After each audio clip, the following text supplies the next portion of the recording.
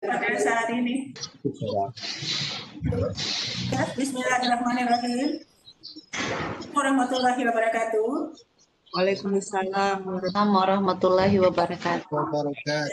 Sama-sama kita hormati Bapak Kepala Lembaga Layanan Tinggi Guru Kolonial.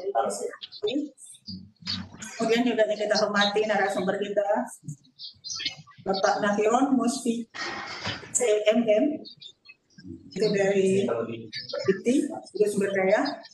Kemudian para panitia yang telah bantu pelaksanaan kegiatan ini. Kemudian peserta sosialisasi yang berbahagia.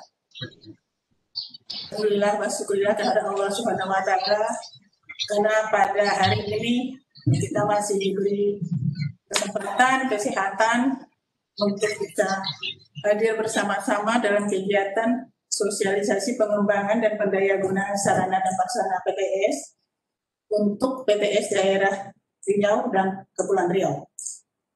Jadi pada hari ini kita masih melakukan kegiatan dalam situasi yang virtual karena masih kondisi yang pandemi saat ini kita masih belum bisa bertatap muka.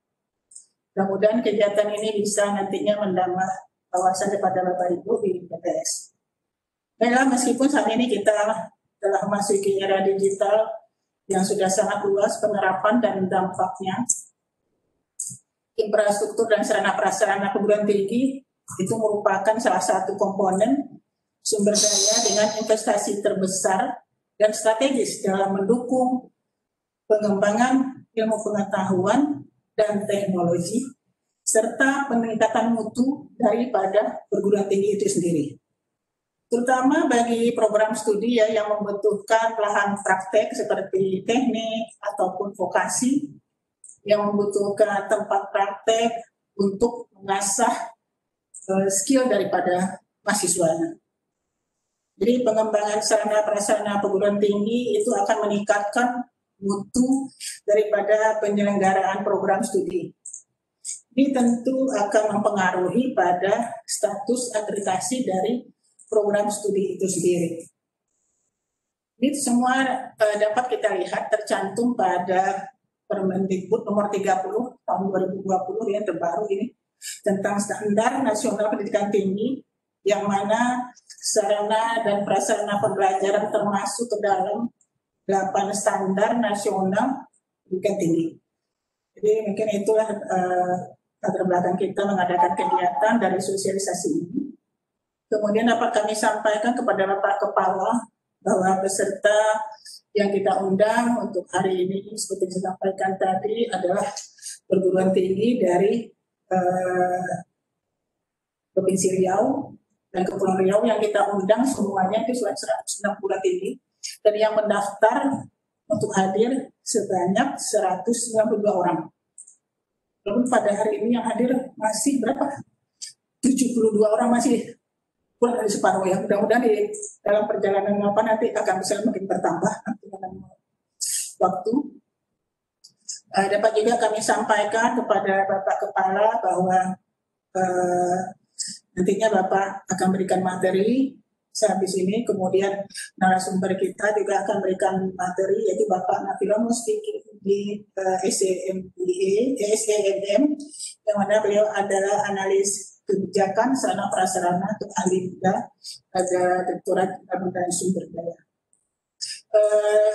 Dapat kami sampaikan kegiatan ini berlangsung pada hari ini dari pagi ini sampai siang nanti jam 12. Jadi Bapak Ibu peserta nanti bisa berdiskusi dengan narasumber kita mengenai pengembangan dan sarana prasarana pada perguruan tinggi ini. Bapak Kepala, itulah laporan kami selaku panitia tentang dasar kegiatan pelaksanaan sosialisasi ini.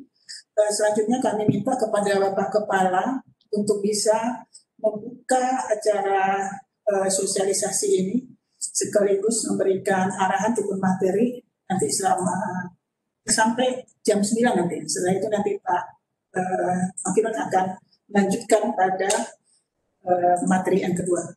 Baiklah Pak Kepala, Prof. Mary, kami persilahkan untuk membuka dan memberikan langsung berikan materi.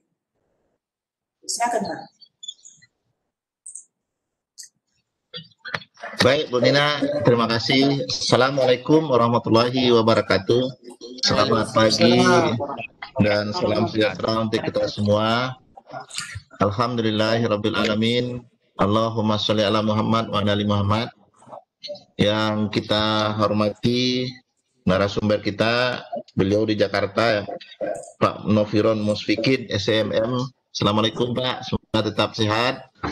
Dan terima kasih atas waktunya Ibu Nina beserta kawan-kawan penyelenggara kegiatan dan juga seluruh peserta Bapak Ibu ataupun ada pimpinan ataupun wakil daripada masing-masing perguruan tinggi dalam acara sosialisasi peningkatan kualitas Sapras yang kita adakan pada pagi hari ini, dan seluruh kawan-kawan yang ada di dalam virtual meeting ini. Kita tentu selalu bersyukur kepada Allah Subhanahu wa taala karena dengan rahmat hidayahnya kita masih bisa menjalankan kegiatan ini sebagai upaya untuk berkontribusi dalam organisasi kita, dalam kehidupan kita, untuk bisa berbuat lebih banyak untuk peningkatan kualitas pendidikan tinggi sebagai upaya untuk meningkatkan daya saing bangsa kita. Kita perlu syukuri hal ini karena wabah kita ketahui bersama COVID masih ada di sekitar kita. Namun demikian tentu setiap saat kita harus bersyukur, tapi dalam kondisi yang seperti ini, alhamdulillah kita diberi kesehatan, kesempatan untuk bisa meningkatkan nilai tambah terhadap diri kita, terhadap organisasi kita, seolah mudah-mudahan terhadap bangsa kita melalui peningkatan kualitas pendidikan tinggi kita.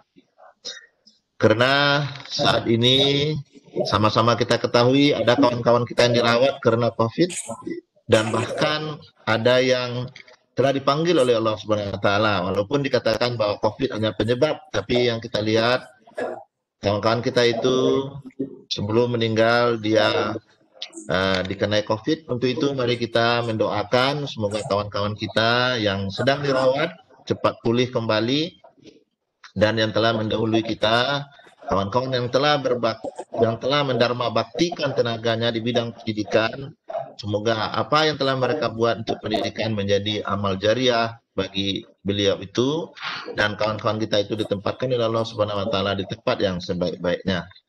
Dan tentu kita bersyukur dan menjaga kesehatan dengan mengamalkan, mempraktekkan protokol kesehatan.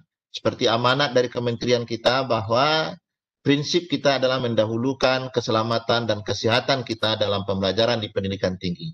Dan kita diharapkan menjadi referensi dalam praktek protokol kesehatan, termasuk juga berupaya untuk memberikan masukan kontribusi bagaimana menghadapi COVID-19 ini dengan segala ilmu yang kita miliki, dengan segala pengetahuan yang kita miliki, sehingga perguruan tinggi kita muncul ke depan sebagai institusi yang bisa berkontribusi untuk memberikan sumbangsih dalam menghadapi COVID ini. Demikian. Tapi setidaknya kita adalah orang-orang yang menjadi penegak protokol kesehatan. Kita menjadi contoh sehingga pendidikan tinggi kita tidak menjadi klaster pengembangan COVID. Ini yang kita harapkan dan ini yang sering disampaikan oleh kementerian kita. Bapak Ibu yang kami hormati, kemudian kita juga berselawat kepada Nabi besar Muhammad SAW. Berikutnya kembali kita ulang terima kasih kepada Bapak narasumber kita Pak Novirin dan juga seluruh panitia yang telah menyumbangkan berinvestasi waktu, pemikiran, dan lain-lain terhadap pelaksanaan kegiatan ini. Semoga ini menjadi amal baik kita semua. Dan kami sangat menyambut baik kegiatan yang dilaksanakan pada pagi hari ini dan besok ya, dalam hal peningkatan kualitas pengelolaan aset kita, sarana prasarana, yang ini salah satu hal menjadi kriteria standar kita, standar nasional pendidikan tinggi. Kalau kita lihat standar nasional pendidikan tinggi itu yang sekarang sudah menjadi Kemendikbud nomor 3 tahun 2020, dengan sedikit perubahan sebenarnya memasukkan Merdeka Belajar itu ke dalam keputusan itu. Nah, tapi secara hakiki saya lihat nanti mungkin Pak Noviron akan menjelaskan lebih dalam, tidak banyak berubah, hanya memasukkan 8 kegiatan dan juga hal-hal berkaitan dengan penilaian ataupun SKS dari 8 kegiatan dalam kampus Merdeka itu.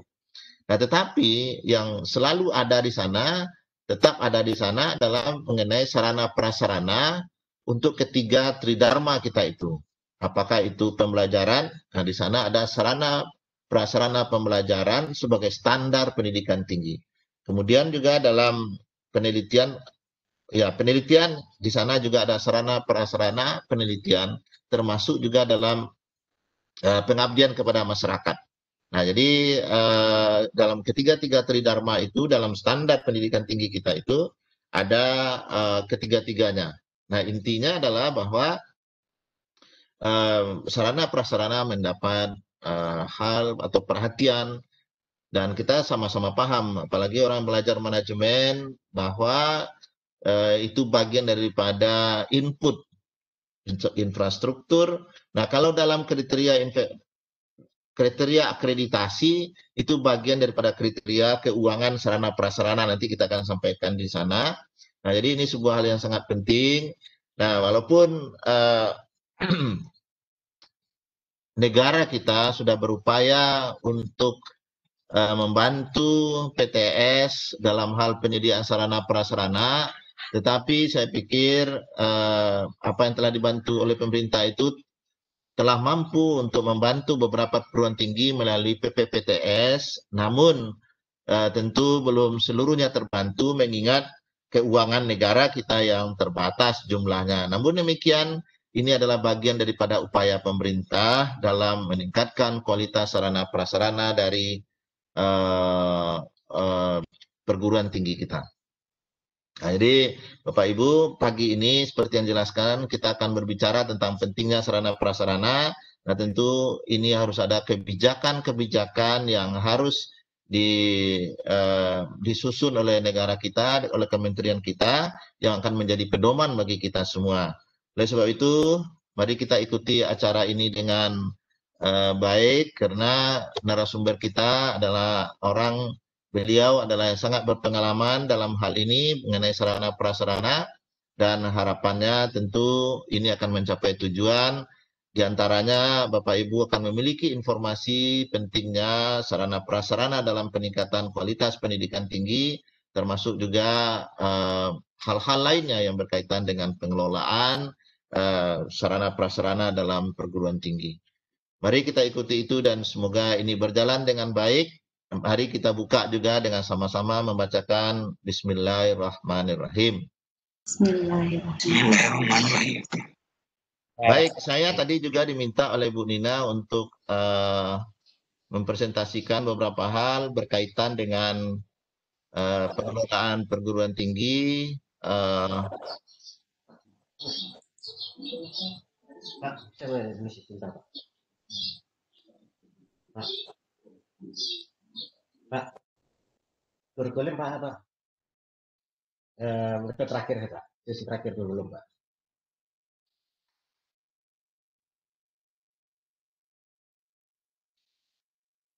Nah baik, Bapak Ibu semuanya, Pak Noviron, Pak Musfikin, ya izinkan saya menyampaikan beberapa hal sampai pukul 9.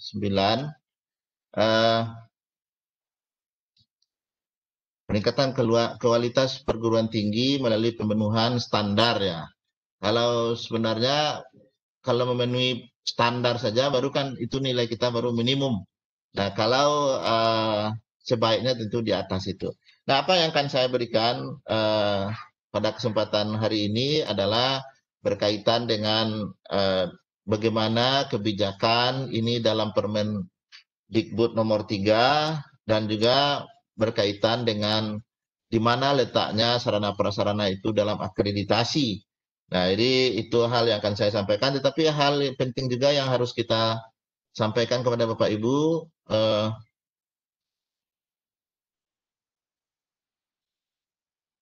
ini kita awali dengan pendidikan mutu berkaitan dengan daya saing bangsa. Pendidikan yang bermutu maksudnya berkaitan dengan daya saing bangsa. Jadi salah satu hal yang menyumbang kepada pendidikan yang bermutu itu adalah infrastruktur ataupun sarana prasarana. Nah, jadi secara tidak langsung kalau kita bicara tentang mutu pendidikan itu adalah ada peran daripada infrastruktur. Nah, kita paham juga bahwa ketertinggalan perguruan tinggi kita itu terutama disebabkan infrastruktur kita belum lengkap, apakah labor, apakah infrastruktur lainnya yang membuat dosen kita ataupun perguruan tinggi kita belum bisa bergerak. Namun demikian, jangan dijadikan ini sebuah hal yang menghambat pembangunan ataupun menghambat peningkatan kualitas. Artinya juga kita berupaya meningkatkan kualitas itu dengan pada saat yang sama tentu juga meningkatkan sarana prasarana yang kita miliki mengikuti standar-standar yang ditetapkan oleh kementerian kita. Jadi perlu penjaminan mutu yang kuat. Nah, tapi tentu maaf ini. Tapi tentu juga harus dijamin dalam sebuah sistem penjaminan mutu. Nah, itu kita kesampingkan dulu, kita lebih fokus kepada infrastrukturnya. Cara penjaminannya atau bagaimana kita mengelola kualitas infrastruktur kita, maka itu akan bisa kita bicarakan pada hal lain. Nah, baik Bapak Ibu, untuk menyamakan persepsi bahwa pendidikan itu adalah sebuah hal yang sangat penting untuk merubah dunia ini. Itu yang dikatakan oleh Nelson Mandela, menunjukkan bahwa pendidikan sebuah hal yang sangat penting, dan tentu kita berada di perguruan tinggi menyadari betul pentingnya pembangunan ataupun perguruan tinggi dalam membangun negeri kita ini. Kita berada di perguruan tinggi itu sekarang, maka tentu kita berupaya untuk selalu meningkatkan kualitas pendidikan tinggi kita, dan langsung saja ke sini. Nah, kalau kita lihat di sini bahwa untuk meningkatkan atau pelaksanaan Tridharma itu diperlukan sumber-sumber daya. Nah, yang ini apa kita sekarang? Ini topik kita sekarang, infrastruktur. Di samping juga di sumber daya manusia di sini tambah dengan sistem dan lain-lainnya itu. Nah, itulah untuk bisa meningkatkan Tridharma di perguruan tinggi secara baik, secara standar atau mengikuti standar-standar yang ditetapkan oleh negara kita melalui SNPT. Nah, tapi hal yang menarik di sini yang perlu kita sampaikan adalah dalam era industri 4.0 ini, nah perlu diperhatikan infrastruktur yang relevan dengan perkembangan itu. Nah, kalau dulu mungkin bisa bersifat fisik, tetapi sekarang bersifat aplikasi ataupun intangible ataupun aset-aset yang intangible yang harus kita siapkan. Misalnya Sapras Digital, Sapras PJJ, dan sistem informasi Sapras yang menjadi sebuah hal yang perlu kita perhatikan pada saat ini. Jadi mungkin ini satu esensi daripada apa yang kita laksanakan hari ini, yaitu adalah kesadaran kita bahwa infrastruktur itu perlu juga kita perluas pemahamannya, tidak fisik saja, tetapi juga yang bersifat digital. Saya beberapa kali menyampaikan kepada pimpinan perguruan tinggi bahwa untuk pembangunan fisik ke depan atau infrastruktur kita harus memperhatikan apa yang disebut dengan yang berbau digital. Nah, sekarang investasi kita adalah investasi dalam digital sesuai dengan tema daripada era industri 4.0 yang berkaitan dengan Internet of Things, Artificial Intelligence, dan lain-lainnya itu. Nah, jadi Bapak Ibu, ini hal yang perlu yang mendapat perhatian, tapi tentu di samping juga ada sumber daya manusia. Inilah yang dapat melaksanakan kegiatan Tridharma pendidikan tinggi kita dengan baik untuk mencapai cita-cita kita itu. Oke. Nah, saya hanya menyampaikan sedikit menyambung apa yang disampaikan tadi, Permendikbud nomor 3 tahun 2020 tentang SNPT. Nah, di sini di pasal 4 dikatakan standar nasional pendidikan itu diantaranya adalah standar nasional pendidikan. Jadi standar nasional pendidikannya dalam F ini ada standar sarana prasarana pembelajaran. Nah, ini satu hal yang menunjukkan bahwa infrastruktur itu hadir dalam standar nasional pendidikan kita. Kemudian pasal 34-nya standar serananya seperti apa. Nah, jadi perlu diperhatikan mengenai serananya, perabot, peralatan, pendidikan, dan lain-lainnya itu. Nah, tadi kita katakan bahwa dalam era 4.0 ini, media pendidikan ini tentu akan menjadi sangat penting. Termasuk ini buku elektronik repositori. Nah, Bapak Ibu, repositori ini menjadi bagian daripada standar sarana pembelajaran yang sangat penting, baik itu bagi mahasiswa sebagai referensi bagi mereka maupun bagi dosen kita. Dalam repositori ini menjadi sebuah sumber informasi dari kinerja dosen kita yang akan berguna bagi mereka. Nah, kemudian ada beberapa standar sarana lainnya yang perlu kita juga pahami itu. Nah, kemudian standar prasarana meliputi banyak hal. Yang perlu kita perhatikan, ada standar lahan, ada standar ruang kelas, ada perpustakaan, ada laboratorium, dan lain-lainnya itu.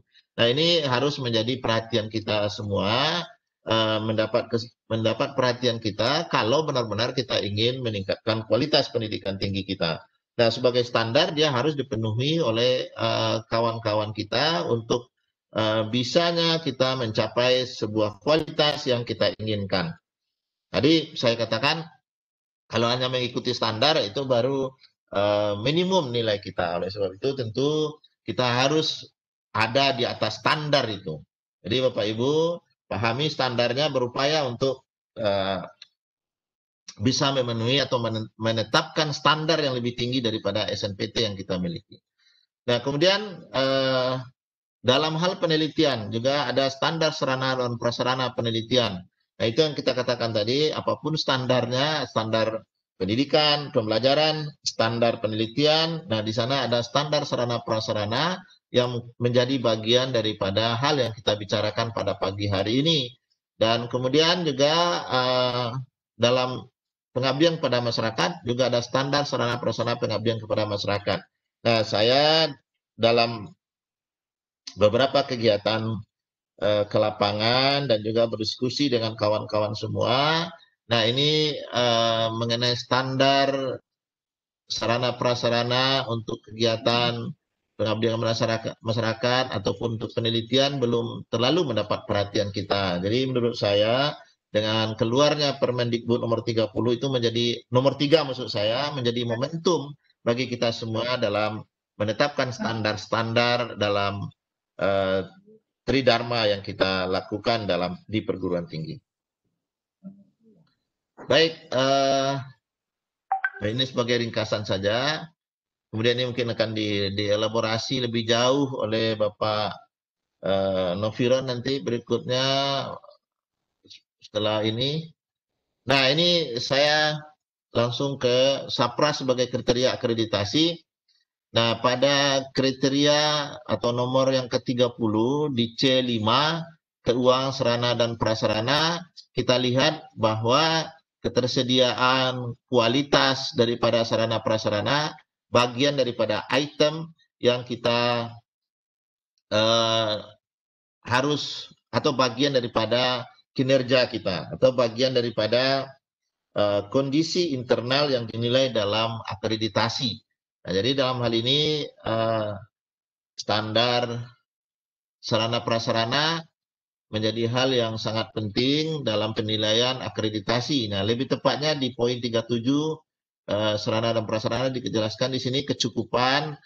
Nah, termasuk ketersediaan TIK untuk pelayanan Tridharma menjadi 3 hal yang dinilai dalam kriteria akreditasi. Nah, ini kalau kita lihat bobot penilaiannya cukup besar. Nah, namun demikian tentu kita tidak hanya fokus kepada akreditasi, tapi ini dianggap ataupun harus ada persepsi kita bahwa ketersediaan sarana prasarana ini adalah sebuah kewajiban yang harus kita penuhi untuk meningkatkan kualitas pendidikan. Bukan karena hanya ada akreditasi, tetapi ini adalah sebuah kewajiban kita sebagai bagian daripada kontribusi kita untuk meningkatkan kualitas pendidikan tinggi kita di pendidikan tinggi. Kalau kita menganggap ini hanya untuk memenuhi kegiatan akreditasi, nah tentu hasilnya tidak akan baik.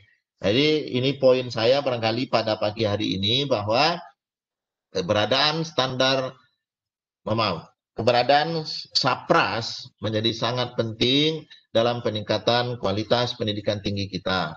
Penuhilah standarnya dan teruslah meningkatkan standar itu, sehingga apa yang kita miliki akan menjadi bagian kontribusi dalam peningkatan kualitas pendidikan tinggi kita di masa yang akan datang. Barangkali itu yang bisa saya sampaikan pada kesempatan hari ini. Terima kasih atas perhatiannya. Saya sudahi dengan Assalamualaikum warahmatullahi wabarakatuh. Silakan Ibu Dina. Terima kasih Pak Kepala yang telah memberikan pengetahuan kita dan berikan arahan kepada kita semua. Selanjutnya kita langsung aja masuk ke materi yang kedua ya, yaitu karena narasumber kita udah ada bersama kita, itu Pak Nafiron. Materi kedua nanti akan sampaikan mengenai pengembangan dan pendayagunaan sarana dan prasarana perguruan tinggi swasta atau PTS. Pak Nafiron speaking, kemudian PCNM itu sebagai analis kebijakan sarana prasarana dan pada Direktorat Sumber Daya Dikti. Selamat datang Bapak Nafiron di MLDikti wilayah 10, walaupun kita bertemu lewat layar. Selamat datang. Terima kasih. Ya, Pak Nafiron, kami silakan Bapak untuk memaparkan, memberikan arahan kepada teman-teman kita dari Riau dan Kepulauan Riau mengenai pengembangan dan pendayagunaan sarana dan prasarana perguruan tinggi swasta. Silakan Pak Nafiron. Saya langsung share screen ya. Silakan Pak. Silakan. Terlihat Bapak Ibu? Terlihat Bapak Ibu? Masuk Pak. Terlihat Pak, terlihat. Jelas, sudah jelas Kemudian Pak. suara saya bisa didengar dengan jelas ya? Jelas Pak. Oh, alhamdulillah, baik. Maaf ini kebetulan saya zooming di bandara ini. Baik. Baik Bapak Ibu sekalian, bismillahirrahmanirrahim. Assalamualaikum warahmatullahi wabarakatuh. Waalaikumsalam warahmatullahi wabarakatuh. Alhamdulillahirrahmanirrahim. Puji syukur kita aturkan kepada Allah Subhanahu wa Ta'ala yang berkenan memberikan kenikmatan kita, terutama kesehatan, sehingga kita bisa bertatap muka meskipun melalui media jarak jauh, media online, melalui web ya. Yang kedua, yang terhormat Bapak Kepala LLDI 10 dan semua tim dari LLDI 10, kemudian para peserta pimpinan dari perguruan tinggi swasta di wilayah LLDI 10 untuk wilayah Riau dan Padang, kalau salah ya, wilayah Riau dan Sumatera Barat ya mungkin. Mohon maaf bila pada kesempatan ini yang mestinya mungkin Pak Direktur Sumber Daya, namun karena bersamaan dengan Menteri sehingga beliau mendiskusikan kepada saya memberikan hal penting. Pak, suaranya agak lambat, maaf Pak. Halo, ya. Suaranya agak lambat. Ya, jauh gitu, udah jauh suaranya. Halo, tes. Suaranya kali Pak, mic-nya mungkin lebih dekat dari dan jauh Pak. Tes. Kedengaran Ibu? Iya Pak. Sudah kedengaran Ibu? Udah. Tes, kedengaran? Kedengaran Pak, kedengaran. Lebih jelas ya? Lebih jelas ya Bu? Udah jelas. Baik, oke, alhamdulillah. Jadi mudah-mudahan meskipun di konteks saya mewakili Pak Direktur ini tidak menurunkan semangat Bapak Ibu sekalian untuk kita berdiskusi terkait dengan sarana prasarana pendidikan tinggi. Bapak Ibu sekalian yang saya hormati, sebelum saya mulai mungkin saya memperkenalkan diri. dalam konteks lembaga di Direktorat Jenderal Pendidikan Tinggi ya Bapak Ibu sekalian, karena kita kan baru bergabung kembali dengan Kementerian Pendidikan Kebudayaan. Jadi Direktorat Sumber Daya di sini itu menangani dua bidang, dua hal, yaitu yang terkait dengan SDM, dosen dan tenaga kependidikan. Yang kedua tentang sarana prasarana. Nah, saya diamanati untuk yang sarana dan prasarana.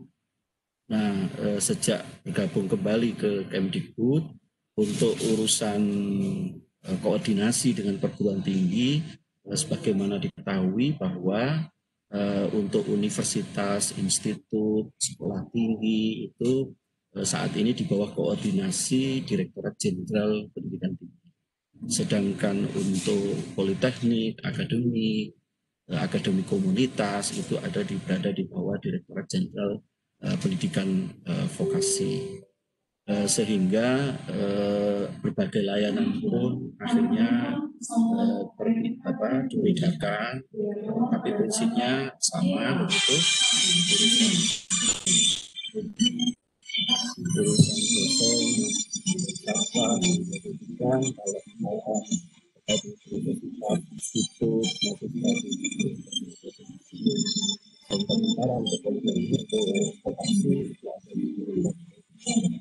cuman karena Direktorat Jenderal Pendidikan Vokasi ini baru, untuk saat ini masih mirip, jadi selalu masih mengikuti apa yang menjadi kebijakan di Direktorat Jenderal Pendidikan Tinggi. Baik, mungkin cukup saya kira terkait dengan perkenalan tentang organisasi kami. Kalau saya sendiri sebelumnya saat sebelum di Kemdikbud, kalau saya sendiri dari Kemdikbud aslinya di Dikti waktu itu saya ada di Direktorat Belmawa ya, menangani kurikulum dan penjaminan mutu. Lalu begitu muncul Direktorat Sarpras itu di Kemristek Dikti, nah kami diminta untuk menangani itu, dan sampai sekarang kami masih tetap menangani sarana prasarana.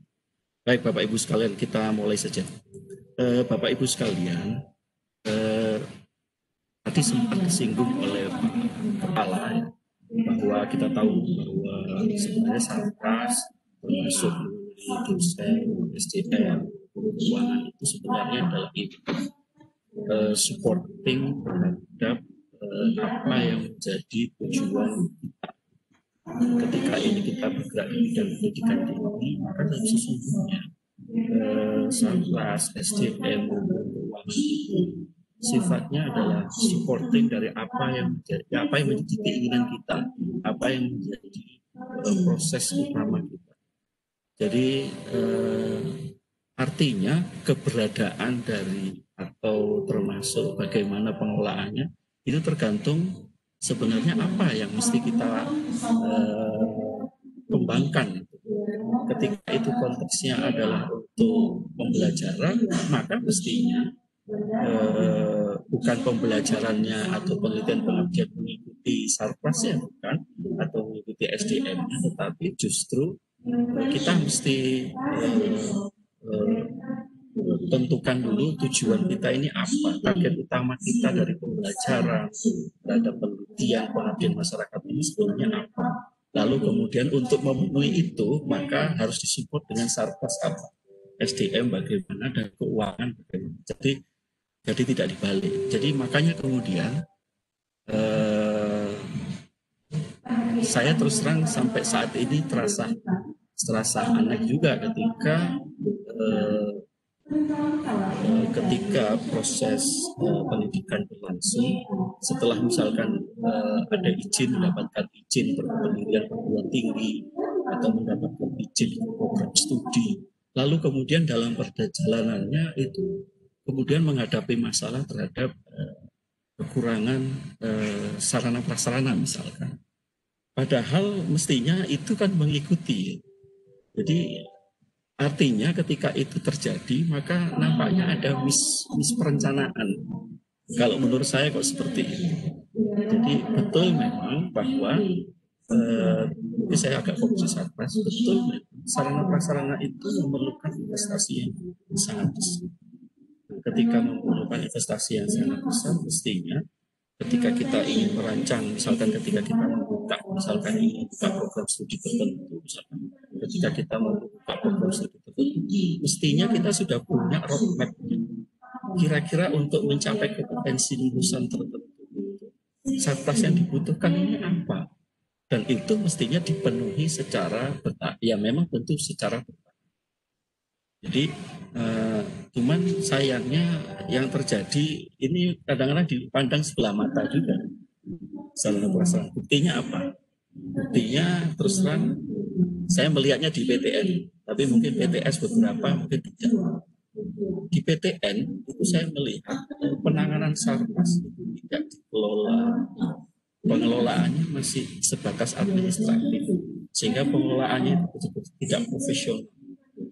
Ya, masih sebatas jadi yang menangani sarpras itu personil yang tugasnya cuma mendata masuk keluarnya barang, pembelian masuk dan keluar, itu saja.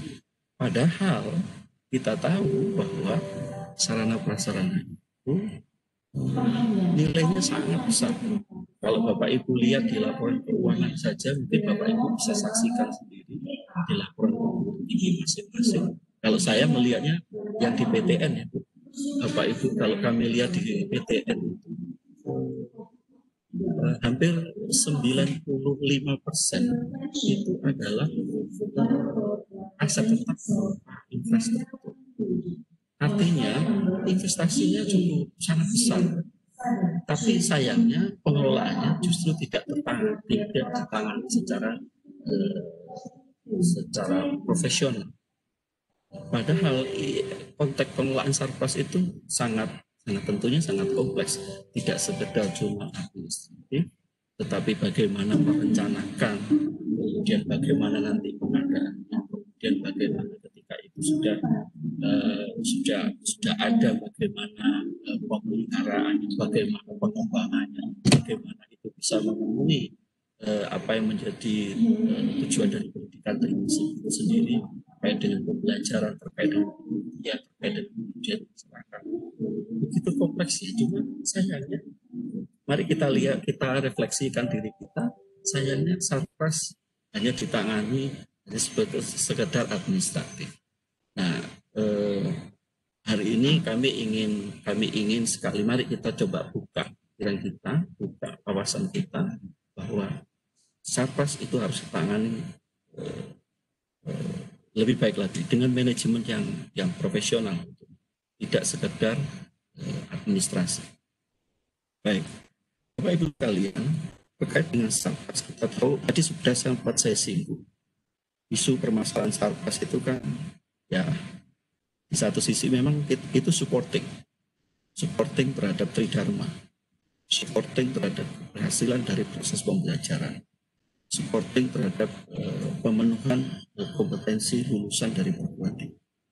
Namun sisi yang lain kita dihadapkan oleh investasi yang sangat besar, baik itu sarana maupun prasarana. Prasarana yang saya maksudkan ini terkait yang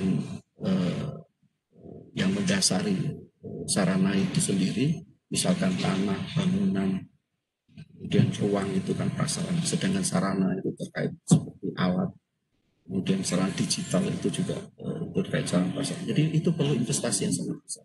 Sementara di sisi lain kita dihadapkan oleh anggaran yang sangat terbatas, anggaran terbatas sekali. Jadi ada gap luar biasa.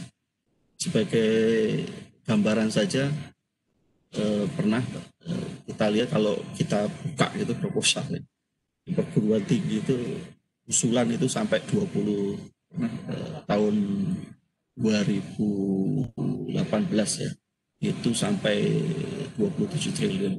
Namun yang bisa kita anggarkan hanya 1 triliun saja. Begitu besar gapnya. Kemudian sisi lain kita dihadapkan oleh perkembangan terutama yang di sarana ya. Adanya depresiasi nilai dari sarpras itu sehingga tentu perlu upgrade. Itu juga konsekuensi kepada kos. Sehingga kita mesti punya strategi, punya cara, yaitu yang pertama tentu kita mesti membuat skala prioritas. Skala prioritasnya itu pun juga mengikuti prioritas utama dari tujuan pendidikan itu sendiri, tujuan visi misi dari penyelenggaraan perguruan tinggi sendiri sebenarnya. Jadi mengikuti itu. Kalau memang kita prioritaskan misalkan untuk saat ini adalah pengembangan di sains, maka tentunya sarana yang kita support untuk pada periode tertentu tentu itu sains. Kita nggak bisa lah misalkan penuhi secara total kalau itu karena memang.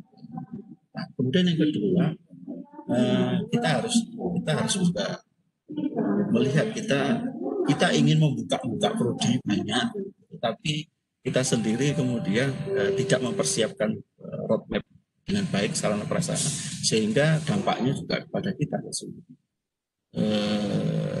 dan pengaruhnya kepada amanah kita terhadap mahasiswa kita maupun kemudian ada orang tua yang menitip yang memberikan amanah kepada kita untuk dididik putra putrinya begitu. Nah, itu jadi berpengaruh besar. Yang kedua konsep resource sharing. Resource sharing ini maksudnya kita harus sudah juga memikirkan bahwa berbagai fasilitas infrastruktur itu kita harus pilih mana yang bisa di resource sharingkan, mana yang tidak. Maksud saya begini, dulu biasanya ketika kita memiliki sarana prasarana itu menjadi miliknya fakultas tertentu atau jurusan. Artinya ketika misalkan kita punya ruang kuliahnya ruang kuliah di fakultas ekonomi, ruang kuliah yang miliknya yang ada di bawah koordinasi fakultas ekonomi, maka yang bisa menggunakan hanyalah fakultas ekonomi, fakultas lain tidak bisa. Nah, ini pola seperti ini juga harus sudah kita tinjau kembali. Jadi menurut saya kita harus sudah memikirkan yang namanya gedung kuliah itu siapapun bisa gunakan, mau fakultas ekonomi, mau fakultas teknik, itu semua. Artinya manajemennya mestinya sudah ditarik ke perguruan tinggi, bukan lagi di fakultas atau mungkin kalau di politeknik di jurusan, mestinya sudah ada di level perguruan tinggi. Tinggal kita membangun satu sistem informasi yang baik itu ya, sehingga kita bisa atur penggunaan ruang. Yang kedua, lab itu juga demikian. Saya yakin ada beberapa lab yang juga bisa di-resource sharing-kan penggunaan. Komputer, mungkin lab bahasa, mungkin kalau ini sudah mungkin dimanfaatkan secara resource sharing. Yang mungkin memang ada lab tertentu yang spesifik dipakai oleh program studi. Artinya ini yang saya sampaikan adalah ketika kita dihadapkan ke investasi yang besar sementara angka kita bisa atur itu dengan baik sehingga kita bisa gunakan yang kita miliki secara. Yang ketiga, kita juga sudah memberdayakan aset-aset itu yang kita punya itu lebih produktif. Mungkin kalau ini sudah banyak dilakukan oleh Bapak Ibu mungkin lebih berpengalaman misalkan yang mungkin yang punya gedung auditorium, punya ruang-ruang yang masih yang banyak yang idle itu bisa manfaatkan juga untuk produktif, bisa digunakan untuk sarana pelatihan lain, sehingga itu pun juga sebagai bagian dari salah satu upaya kerjasama misalnya terjadi antara industri yang mungkin akan menggunakan fasilitas itu. Yang kedua, bisa saja misalkan yang kita miliki itu pun juga bisa lebih digunakan secara produktif ketika kita bisa bekerjasama, bermitra dengan industri. Tapi tentu lab yang kita miliki mesti harus memiliki standar sertifikasi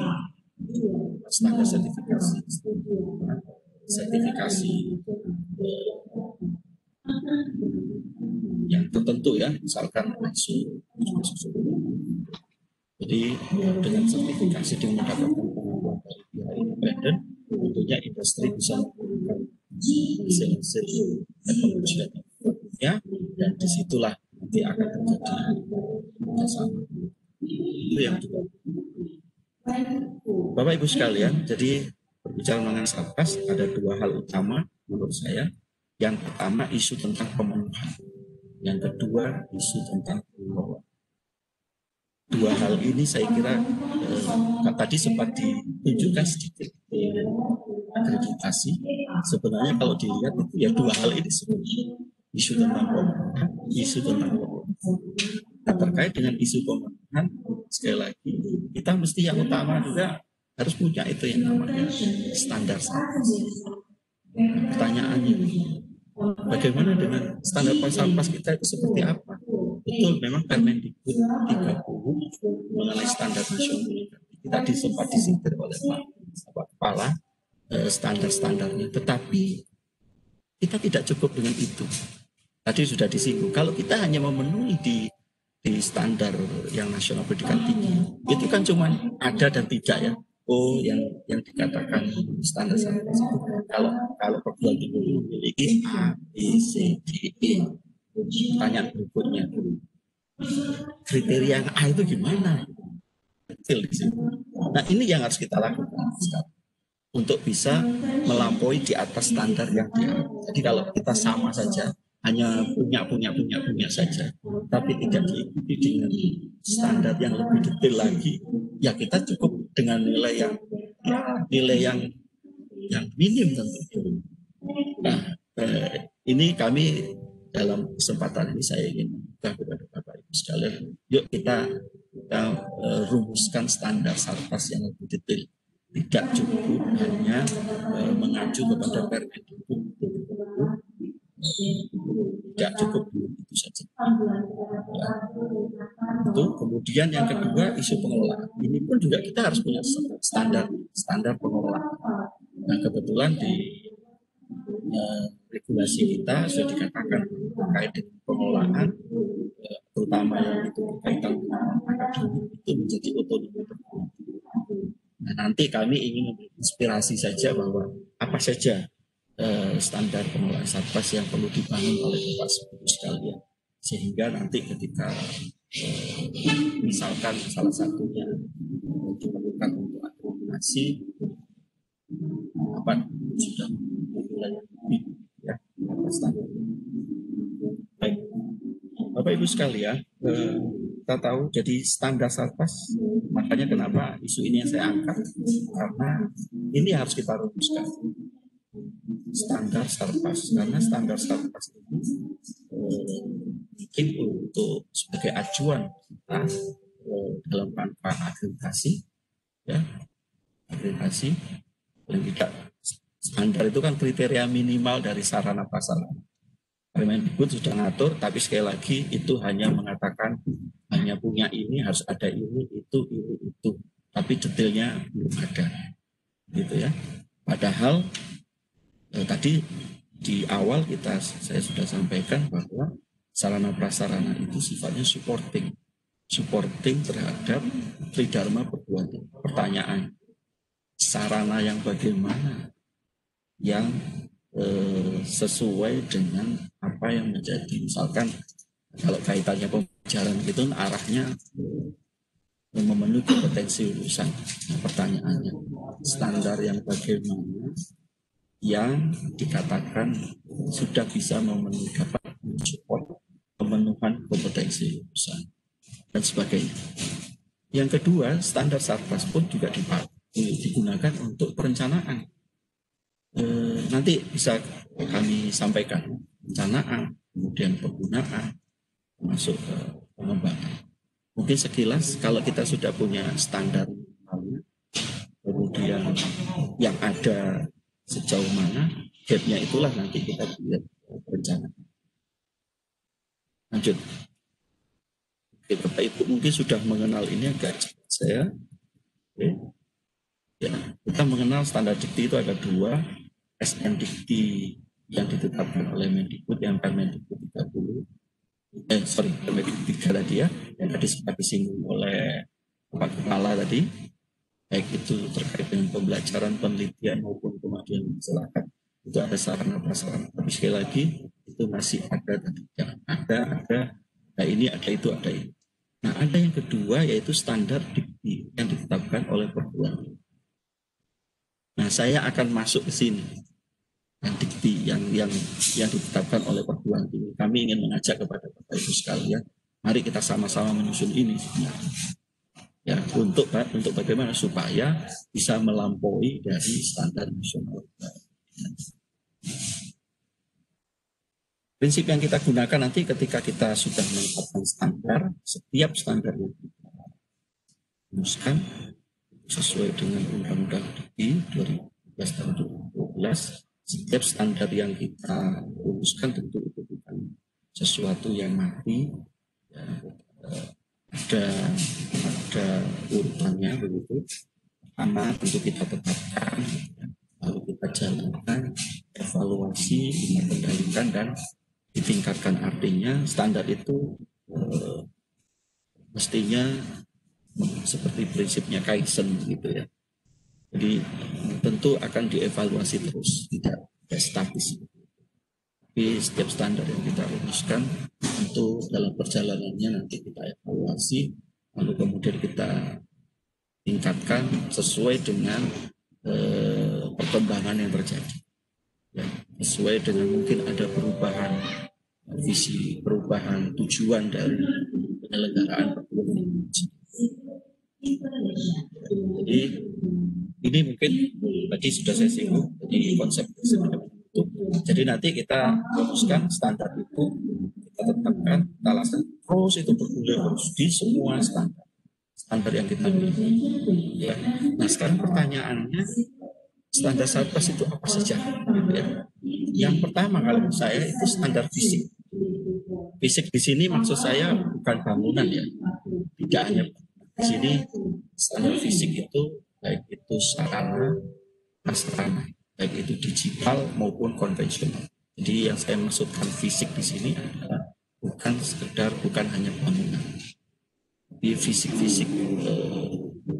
ya sesuatu yang wujud, termasuk yang nanti yang digital.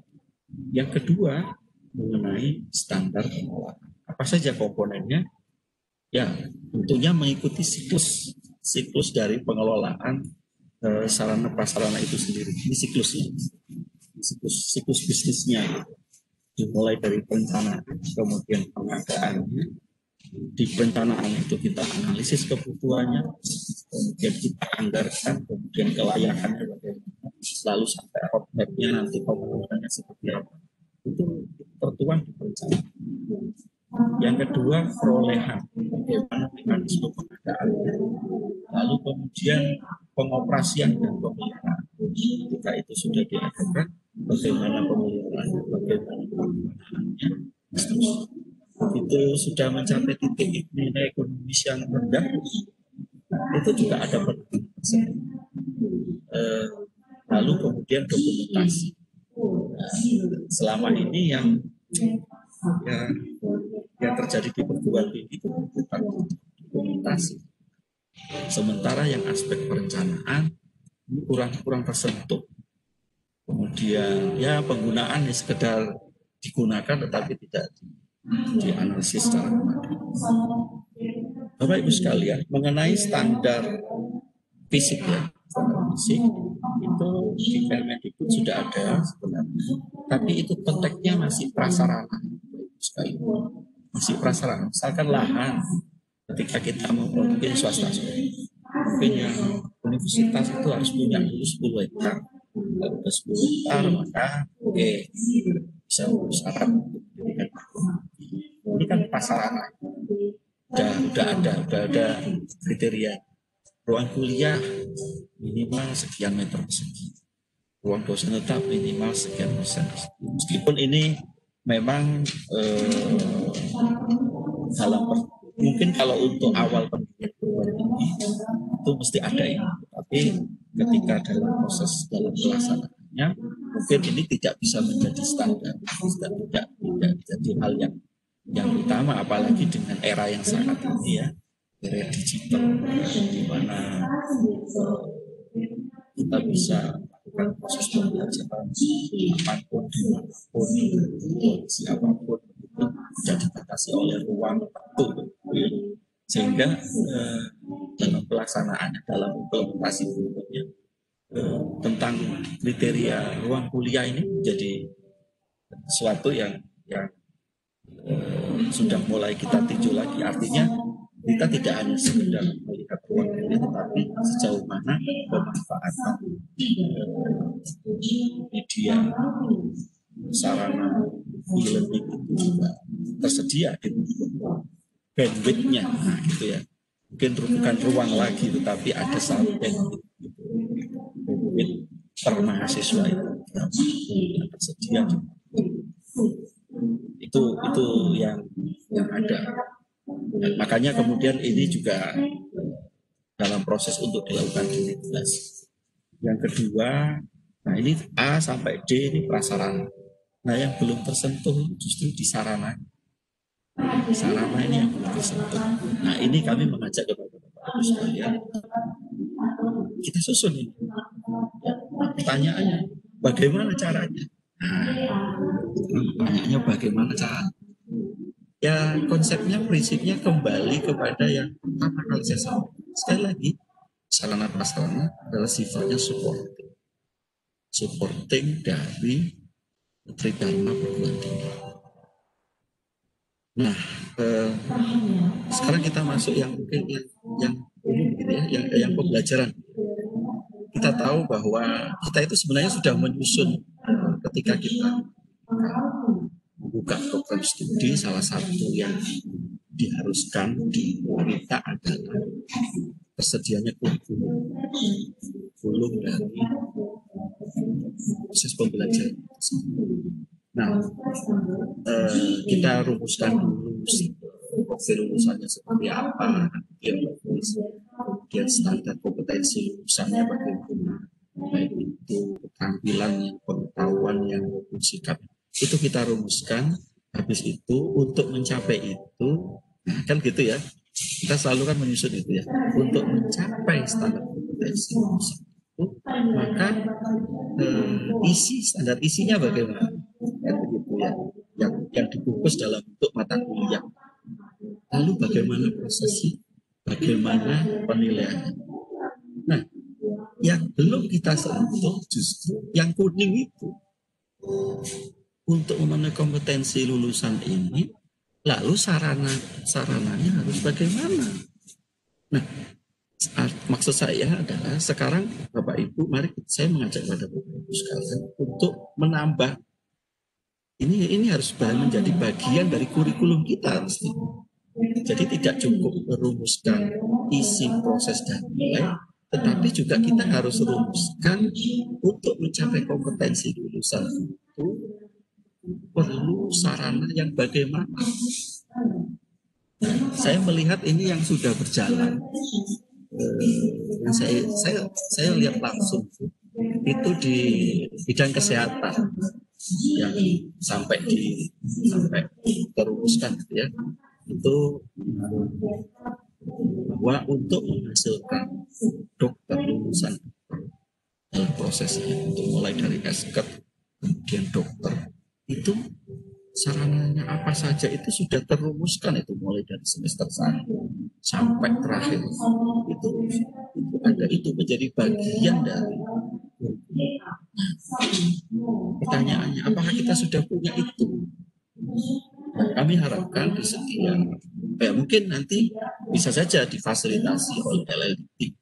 Mungkin LLDT 10 misalkan ya, difasilitasi, fasilitasinya adalah mungkin secara bertahap ya. Di tahap pertama mungkin yang bidang sains, bidang sains pun dibagi lagi menjadi beberapa kelompok ya. Mungkin kalau ada forum-forum program studi itu akan bagus. Bagi beberapa bidang, setiap bidang itu kita fasilitasi, kita bentuk tim kecil untuk merumuskan standar sarana untuk kompetensi lulusan. Nah, ini harus kita rumuskan. Kalau tidak, jadi tidak cukup hanya pada ruang punya sarana ini, tapi lebih spesifik. Jadi misalkan begini saja lah. Kebetulan saya bidangnya di accounting. Oke. Untuk menghasilkan lulusan prodi, lulusan akuntansi, itu saya harus memiliki kemampuan, keterampilan apa. Nah, keterampilan itu misalkan, maka diperlukan lab apa. Kan begitu ya. Nah, di setiap lab itu, lab apa? Lab ini, misalkan kalau di saya dulu itu, saya selalu mendapatkan lab praktikum, misalkan praktikum akuntansi. Oh, butuhnya software. Software itu misalkan spesifikasinya ditempatkan di kriteria visi yang bagaimana. Kan begitu ya. Nah, sampai sejauh itu. Jadi apalagi di bidang sains termasuk mungkin apalagi itu politeknik ya, dimana dituntut oleh kami. Saya kira ini harus kita susun, kita rumuskan. Lalu setelah kita rumuskan, itu menjadi data kita, data dasar kita untuk penyusunan perencanaan untuk pemenuhan kebutuhan. Kan begitu ya. Jadi kalau kita sudah rumuskan standar, lalu yang kedua kita tinggal petakan dan kita tinggal inventarisir yang sudah kita miliki seberapa. Nah, perbedaan gap antara standar dengan yang tersedia itulah yang kemudian menjadi dasar kita ketika kita mengusulkan, ketika kita merencanakan untuk memenuhi. Dan ini juga sekaligus sebagai bagian dari provokasi saya. Terus terang kami yang di pusat sampai saat ini terus terang belum memiliki itu standar sarana untuk memenuhi kompetensi lulusan dari setiap prodi itu kami. Padahal ya itu penting. Itu penting. Jadi ini sekaligus saya sekaligus memprovokasi sebenarnya untuk memiliki data itu. Nah, kalau sudah ada data itu sehingga ketika kita mengusulkan sesuatu itu bukan sekedar hanya berbasis proposal saja, daftar belanja begitu saja, tapi kita punya data besar. Ini loh, untuk memenuhi kompetensi lulusan ini butuh ini, yang tersedia itu ini. Nah, kita masih ada gap ini. Nah, gap ini tentunya kan kita jadi si pengambil kebijakan kan lebih tahu. Ternyata saya kok yakin gapnya itu banyak, besar sekali. Kenapa? Saya yakin banyak itu ya ketersediaan sarana yang belum berkompetensi. Jadi ibaratnya kita itu sudah declare bahwa oke, saya mau mendirikan prodi ini, ketika mahasiswa itu kita didik hasilnya akan seperti ini. Nah, untuk menghasilkan seperti ini, sementara sarananya tidak memenuhi apa yang minimal yang terjadi, kan sama dengan berarti amanah itu tidak tercapai, tujuan itu. Nah, itu menjadi evaluasi bagi kebijakan untuk merencanakan.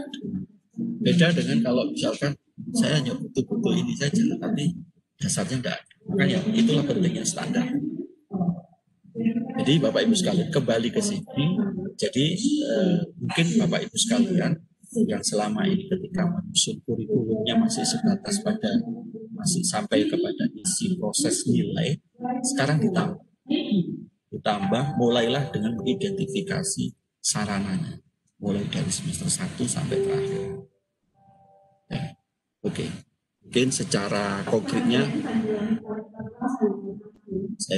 mungkin Bapak Ibu pernah ketika kita menyusun kurikulum ya Bapak Ibu sekalian ya, kan tidak tiba-tiba ketika kita buka prodi tiba-tiba oke, saya mau kasih mata kuliah apa, kan tidak seperti itu kan sebenarnya.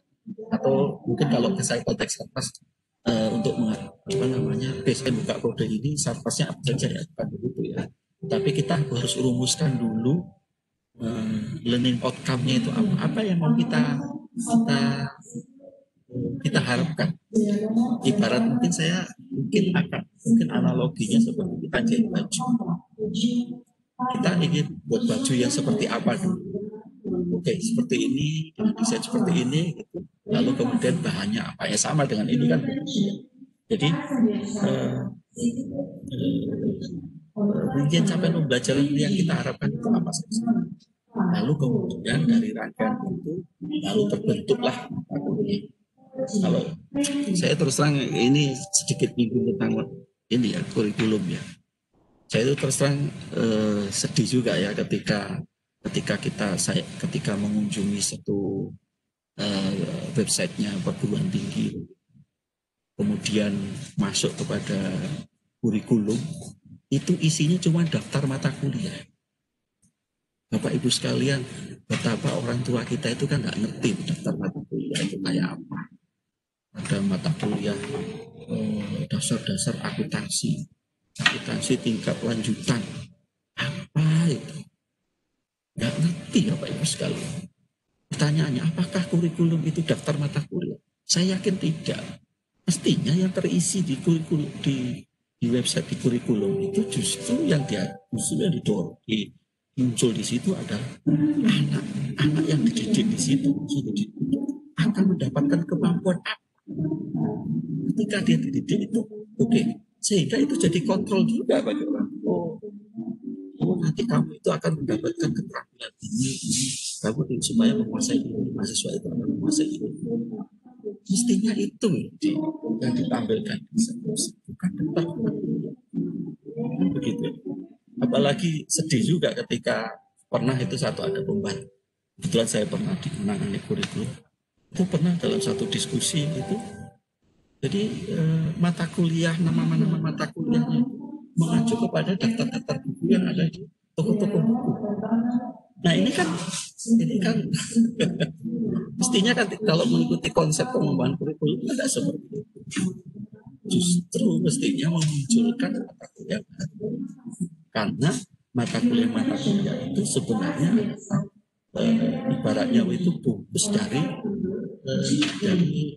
capaian pembelajaran yang akan kita hasilkan. Kan begitu ya. Nah,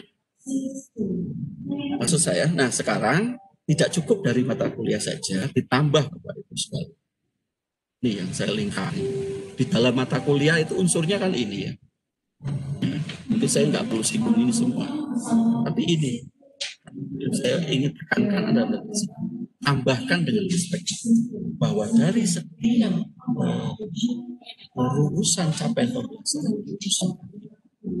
learning outcome itu perlu sarana prasarana seperti spesifikasinya seperti apa. Yang ngerti siapa? Yang ngerti Bapak Ibu sekalian. Program studi itu sendiri yang paham. Kalau saya ya tentu ya nggak paham. Makanya kenapa di standar nasional pendidikan tinggi yang di Permendikbud itu umum saja, hanya perguruan tinggi harus punya ini, itu. Adapun detailnya dari sarana itu sendiri, itu ya ada di program studi. Program studi itu kan. Lalu dari situ, ya tadi seperti saya katakan, dan dilihat apa ketersediaan. Penelitian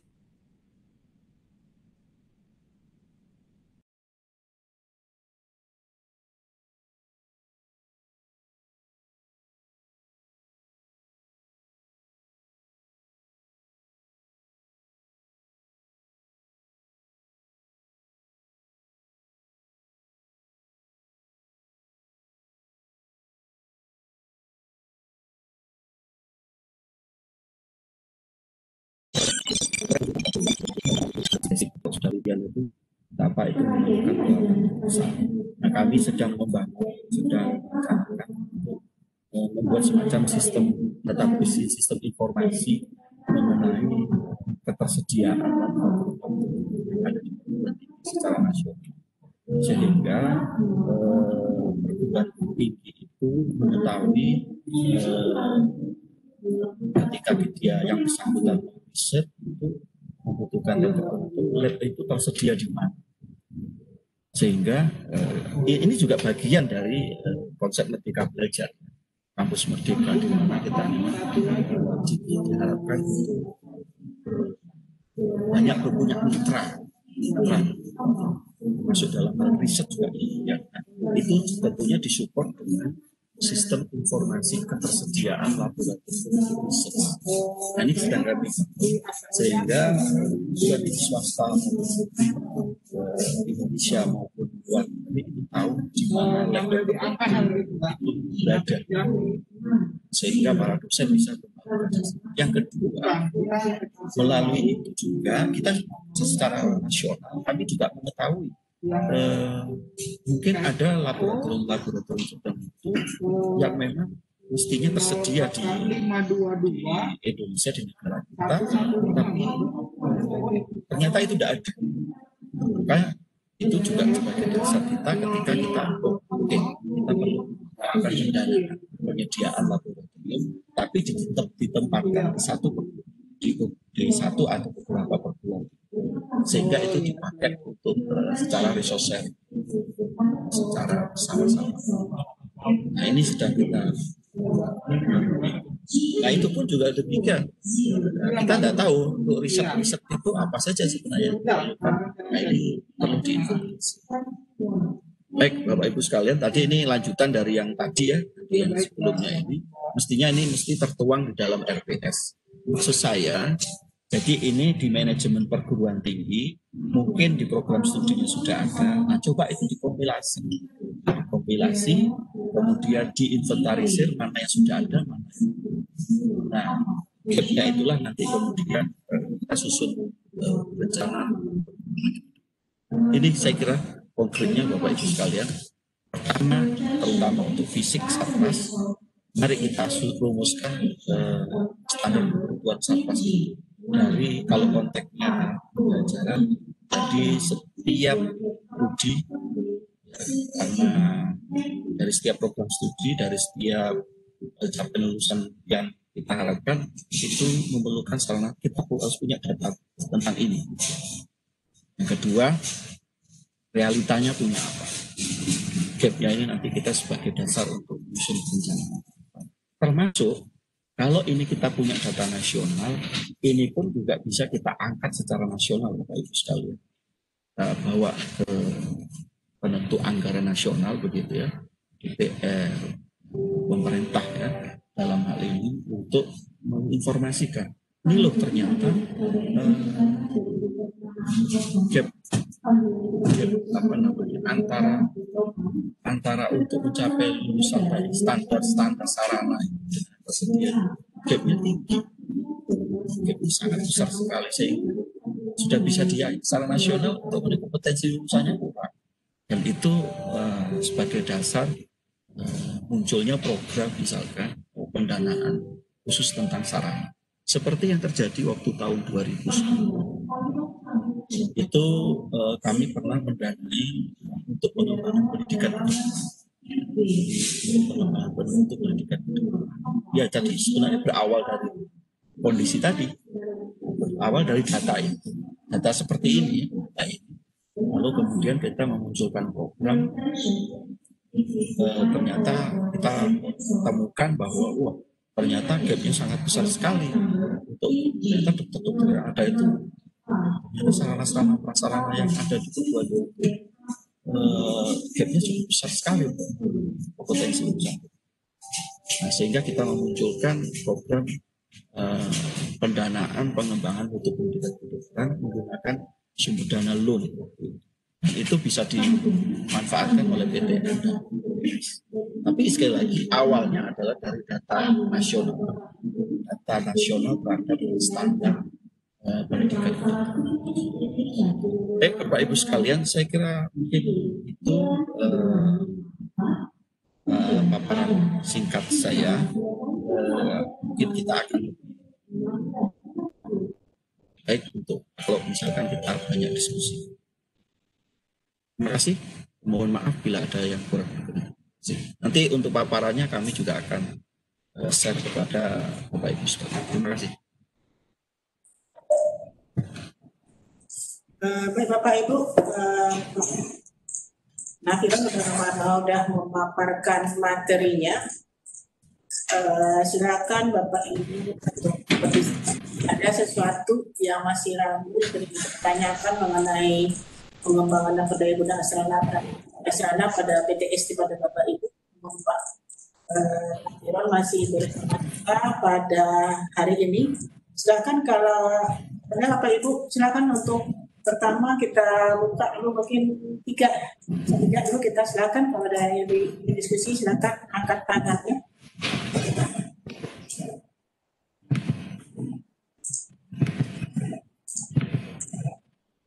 Silakan Bapak Ibu.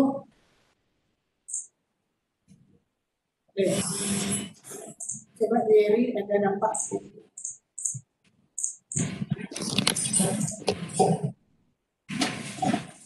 Atau udah pada paham semua dengan pengembangan dan berdaya gunaan sarana prasarana ini semua. Silakan kepada para peserta mengajukan pertanyaan. Langsung saja. Ada yang ditanyakan, silakan Bapak Ibu.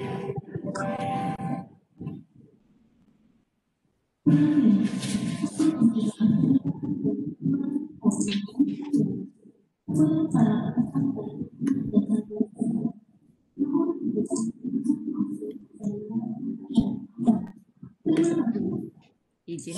Apa gimana nih suaranya? Terdengar suaranya ada suara narasumber ya Bapak Ibu. Dengan suaranya ada saya baca nih kan suaranya. Nailiana Bu. Nailiana Bu. Bu Meliana, Bu Mei, silakan Bu Mei. Ya, terima kasih.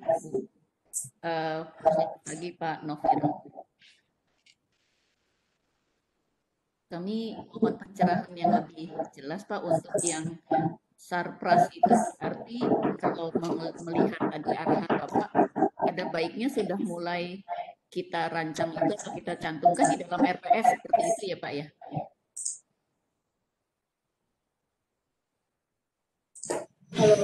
Iya Bu, jadi betul Bu. Jadi kita sudah, kalau kemarin ketika kita menyusun kurikulum itu kan masih mungkin sampai kepada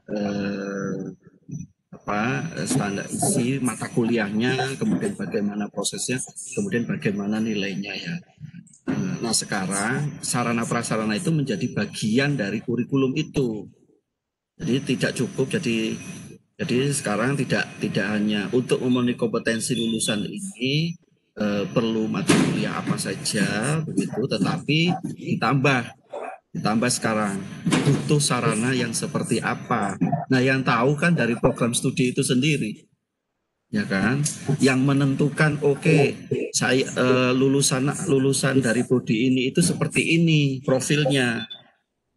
Untuk mencapai profil ini si mahasiswa ini perlu mendapatkan mendapatkan pengetahuan apa, keterampilan apa, kemudian sikapnya harus seperti apa. Itu kan Bapak Ibu sendiri yang menentukan. Nah sekarang ditambah untuk memenuhi itu perlu mata kuliah apa. Nah sekarang tidak hanya mata kuliahnya, tapi perlu sarana apa. Kalau prasarananya sih sudah ada standarnya kan, tadi ruang kuliah, ruang lab, ruang itu kan sudah ada, ya kan? Tanahnya seperti apa itu sudah ada. Ya tinggal sekarang mungkin nanti yang belum itu kan sekarang proses pembelajaran itu lewat online lebih banyak, maka lebih nanti akan ditambah bahwa perlu standar bandwidth, nah, kan gitu ya. Bahwa nanti program studi yang dibuka, perguruan tinggi yang dibuka harus menyediakan sarana bandwidth itu. Karena kalau tidak begitu kan tidak terjadi itu proses online learning. Kalau itu sih prasarananya. Nah, adapun sarananya tentu Bapak Ibu yang mengetahui. Begitu dari masing-masing. Kami berharap sih memang tidak per program studi. Mestinya kita bentuk satu forum karena mungkin Bapak Ibu ingat ketika menyusun kurikulum waktu menyusun standar kompetensi lulusan itu yang merumuskan kan forum prodi ya. ada semacam forum prodi menyepakati standar kompetensi lulusan minimal. Lebihnya kan tergantung visi misi perguruan tinggi itu sendiri, keunikan, keunggulan yang ada di perguruan tinggi itu sendiri di dalam program studi itu sendiri, ya kan Bapak Ibu. Jadi waktu itu yang merumuskan kan forum. Tapi oke lah, misalkan kita kalau nunggu forum mungkin kelamaan barangkali. Ya, toh tadi saya sampaikan bahwa standar pendidikan tinggi itu ada dua, standar nasional pendidikan tinggi dan standar ditetapkan oleh perguruan tinggi. Yang standar nasional pendidikan tinggi yang SARPRA sudah ada. Bapak Ibu harus punya ini itu tadi sudah disinggung oleh Pak Kepala. Bapak Ibu sudah bisa buka. Nah, yang kedua yang belum ada nih. Jadi nanti harapannya di akreditasi berikutnya di program studi, Bapak Ibu sudah punya itu. Ini loh, tunjukkan sih pada asesor nih loh, bahwa untuk menghasilkan lulusan kami itu punya sarana ini loh. Standarnya dulu ya. Standarnya itu ini. Gitu. Ya, yang kedua, kemudian tersedianya bagaimana? Nah, gapnya itu kita lihat. Jadi begitu Bapak Ibu sekalian. Jadi sekali lagi kami mengajak dalam kesempatan ini penentuan standar sarana ya maksudnya. Standar sarana itu menjadi bagian dari itu kira-kira. Masih bisa tambah ya Pak? Ya, silakan. Jadi kalau mengikuti Pak Kepala kan kami harus sesuai dengan SNPT. Kami kan ada standar pendidikan, penelitian, pengabdian. Nah, untuk sarana prasarana di setiap bidang juga ada standarnya ya Pak. Nah, turunan untuk pendidikan itu tadi kita sudah dapat pencerahan untuk kita lebih detailkan di dalam LPS. Ini mungkin sharing juga dari yang boleh. Kalau untuk yang penelitian pengabdian, apakah cukup dengan di statement atau di standar penelitian itu, standar sarana untuk penelitian sama standar sarana untuk pengabdian, atau kita kebijakan atau bagaimana Pak? Ya sekali lagi untuk riset maupun pengabdian, sekali lagi ini tergantung dari kira-kira riset yang mau dikembangkan di perguruan tinggi itu apa gitu ya sebenarnya ya. Apa dulu nih sebenarnya kan begitu. Jadi ketika itu sudah ada begitu ya, kita mau mengembangkan riset apa ini yang menjadi unggulan kita itu apa gitu ya. Nah itu kemudian kita perlu misalkan laboratorium yang seperti apa, itu kita buat seperti itu. Nah itu tidak harus bentuknya sih rumusan seperti rumusan bisa saja memang ketersediaannya oke. Kalau tersediaannya tidak di sini mungkin di tempat lain. Jadi prinsipnya begini kok Bu, prinsipnya itu yang mau kita hasilkan dari riset itu apa dulu gitu. Itu sih sebenarnya. Ya, pengabdian masyarakat juga demikian. Makanya memang di standar nasional sama sekali kan hanya menyentuh begini, bahwa standar sarana tersedia kriteria untuk memenuhi hasil penelitian, cuma begitu saja. Tapi kan penelitian itu kan beragam ya mungkin ya. Penelitian itu beragam. Nah, itu maksud saya mungkin ada penelitian yang sifatnya apa ya, yang menjadi penelitian unggulan mengikuti karakteristik di daerah itu, misalkan pengembangan, misalkan kalau di mana ya, mungkin di Maluku ya, mungkin atau mungkin di Kalimantan itu pengembangan tanah gambut misalkan. Nah itu mungkin untuk pengembangan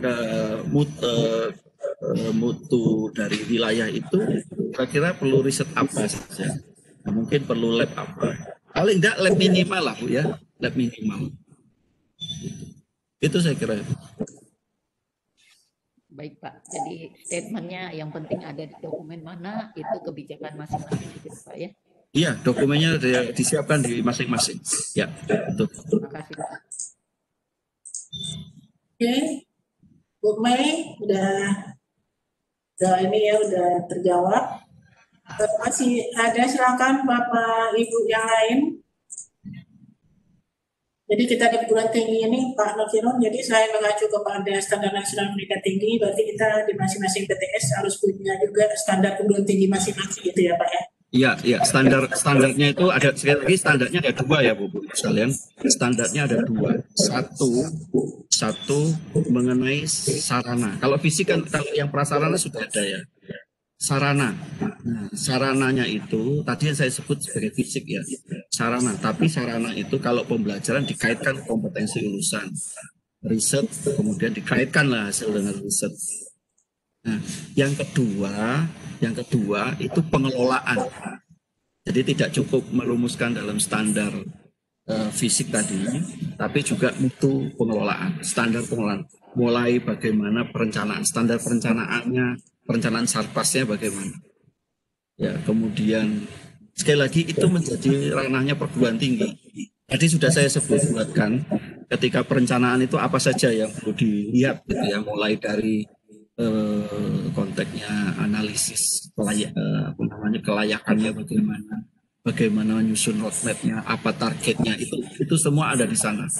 Kemudian tadi pengadaannya bagaimana, lalu penggunaan pemanfaatan. Jadi ada 6 aspek mengikuti siklus tadi. Nah, pedoman itu harus dibuat di masing-masing perguruan tinggi.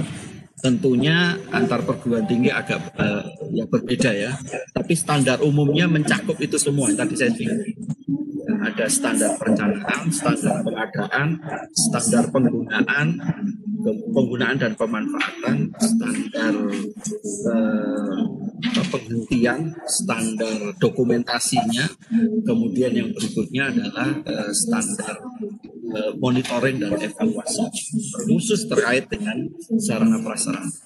Isinya bagaimana, monggo disesuaikan dengan yang ada di perguruan.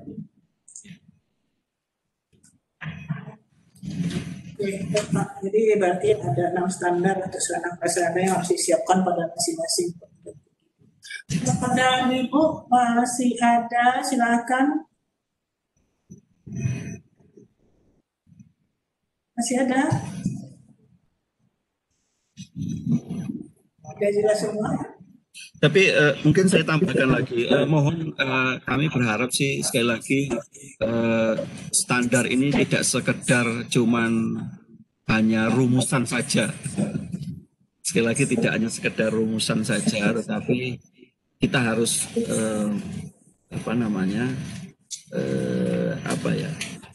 standar itu menjadi satu kebutuhan. Karena kalau nggak punya dasarnya kan jadi ya nggak karu-karuan kan ya. Jadi paling nggak harus ada dasarnya. Sebagai pegangan kriteria minimal. Halo. Ya, halo, gimana Bapak Ibu? Halo, makanya Bu. Ya, silakan Bapak. Apa mohon ya? Iya. Ya, mohon maaf Pak.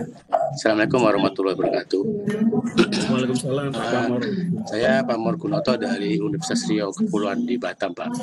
Oh iya Pak, itu selama ini kan biasanya kalau di kami kan jurusan teknik elektro. Jadi kalau di kami itu adalah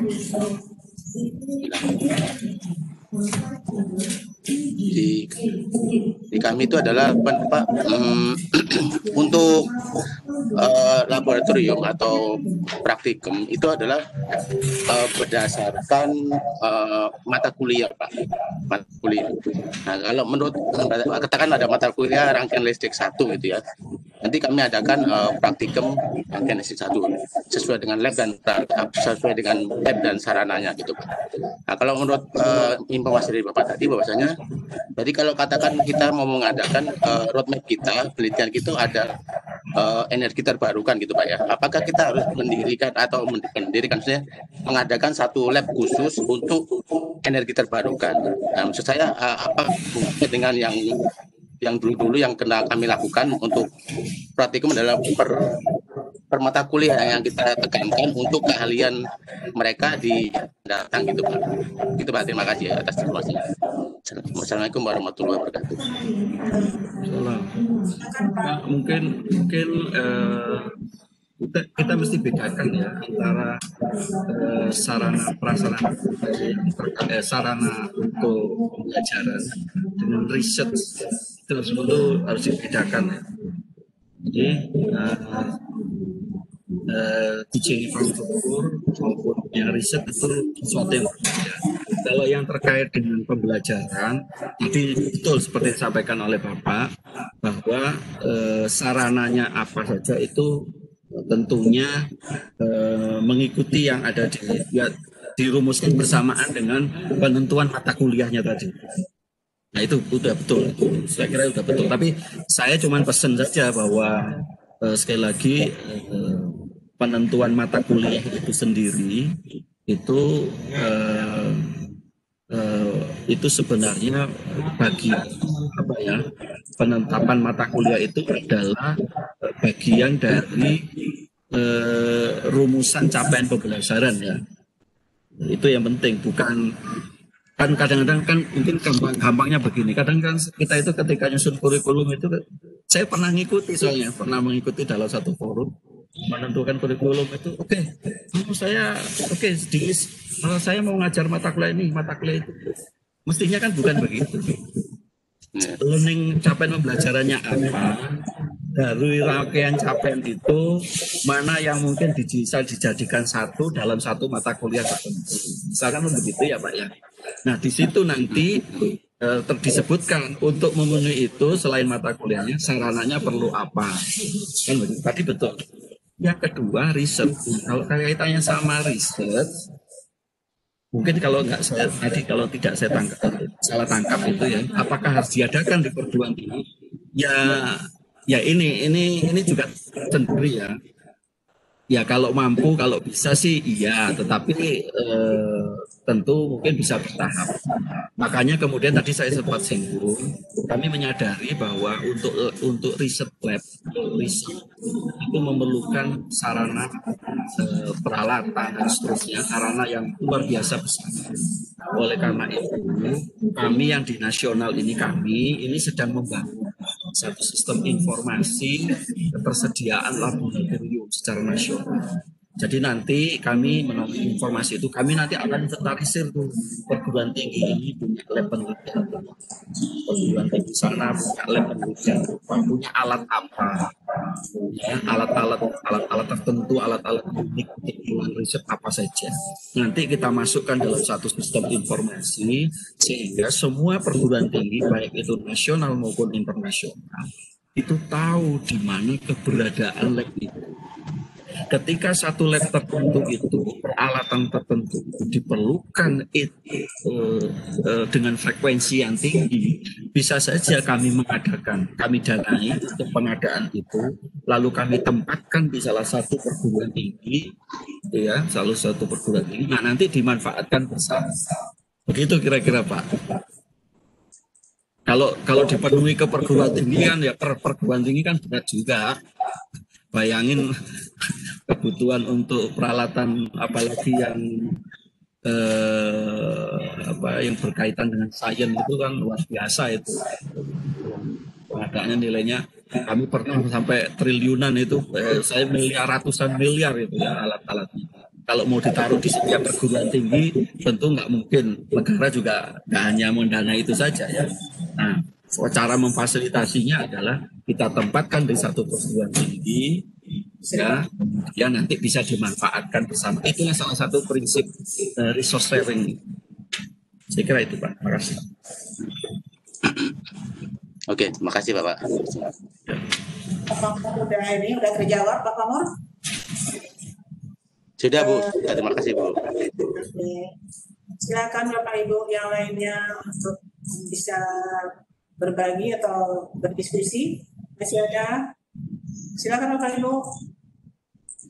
Pak Nafirun masih bersama kita, ada sesuatu yang masih ragu mengenai sarana prasarana ini, mana pengembangannya dan pendaya gunaannya, juga mana ketersediaannya di kampus Bapak Ibu. Izin Ibu Moderator, ini sekaligus kami ingin sampaikan juga kepada LLDikti.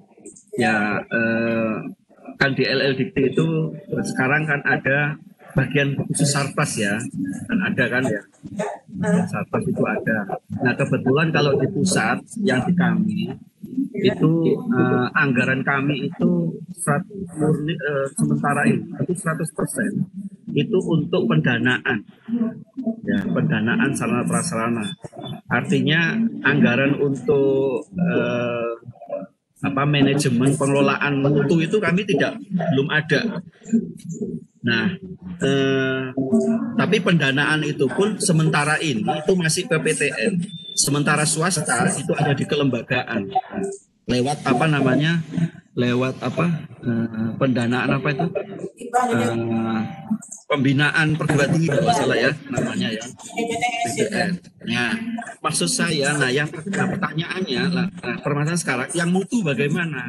Yang terkait dengan mutu ini standar gitu ya. Nah, kami berharap mungkin dari LLDikti itu bisa memfasilitasi. Jadi di kegiatan berikutnya, coba LLDikti di bagian Sarpras itu berkolaborasi dengan akademik, gitu ya, untuk menyusun standar sarana tadi. Sarana ya, sarana itu tentu nanti dikumpulkan saja, berkolaborasi dengan akademik. Kemudian ibu menentukan tim kecil, gitu ya. Bertahap lah, mungkin bidang sains dulu berkumpul gitu ya, merumuskan standar tadi, begitu.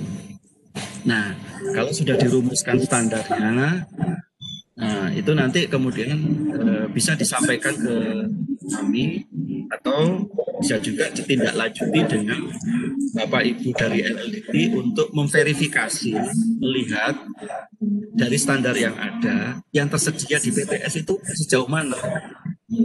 Nah, data-data itu, data standar, rumusan standar, dan data yang ada di perguruan tinggi itu kemudian dikompilasi menjadi satu. Ini dibawa ke pusat,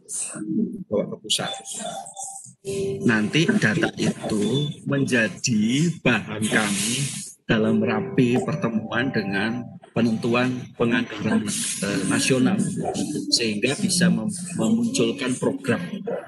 Itu saya kira. Ya, kita berkolaborasinya seperti itu. Jadi mungkin itu yang saat ini yang masih masalah sarana ini subbagian sarana prasarana. Karena dalam PPDS itu berarti kegiatan ini dikelola oleh kelembagaan yang benar. Ya, itu kalau sedangkan bagian sarana prasarana yang ada sekarang nanti diperlukan untuk kegiatan yang membina PTN gitu Pak. Kalau sampai saat ini kami belum jalan itu Pak untuk membina PTN kalau untuk sarana prasarana ini, karena yang ada bagi kami saat ini nanti itu dikelola oleh kelembagaan. Jadi begini Ibu, mungkin saya luruskan. Jadi begini, jadi yang di kelembagaan itu kan ada pendanaan Sarpras untuk PTS ya. Iya, itu dalam rangka itu pendanaan Sarpras untuk PTS dalam rangka pembinaan. Kalau yang pendanaan Sarpras yang PTS itu ada di kami. Maksud saya, tadi kan saya sampaikan, ketika kita ngomong Sarpras itu ada dua isu. Isu pertama, pemenuhan Sarpras. Nah, pemenuhan Sarpras itu sudah terfasilitasi. Kalau di PTS di kelembagaan, kalau di PTN di kami. Yang kedua, pengelolaan standar untuk pengelolaan. Nah, pengelolaan ini yang belum tersentuh. Jadi maksud saya, LLDikti bisa masuk di pengelolaan ini. Salah satunya mungkin yang utama, salah satunya adalah merumuskan standar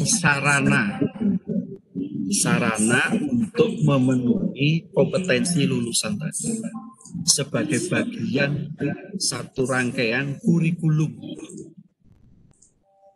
Nanti itu yang kita koordinasikan nanti Pak. Oke Pak, terima kasih Pak Mas. Ya, terima kasih. Masih ada Bapak Ibu? Saya Bu. Silakan. Saya Bu. Silakan. Oke, bismillahirrahmanirrahim. Assalamualaikum warahmatullahi wabarakatuh. Salam. Ya, saya Dewi Ani dari Kepulauan.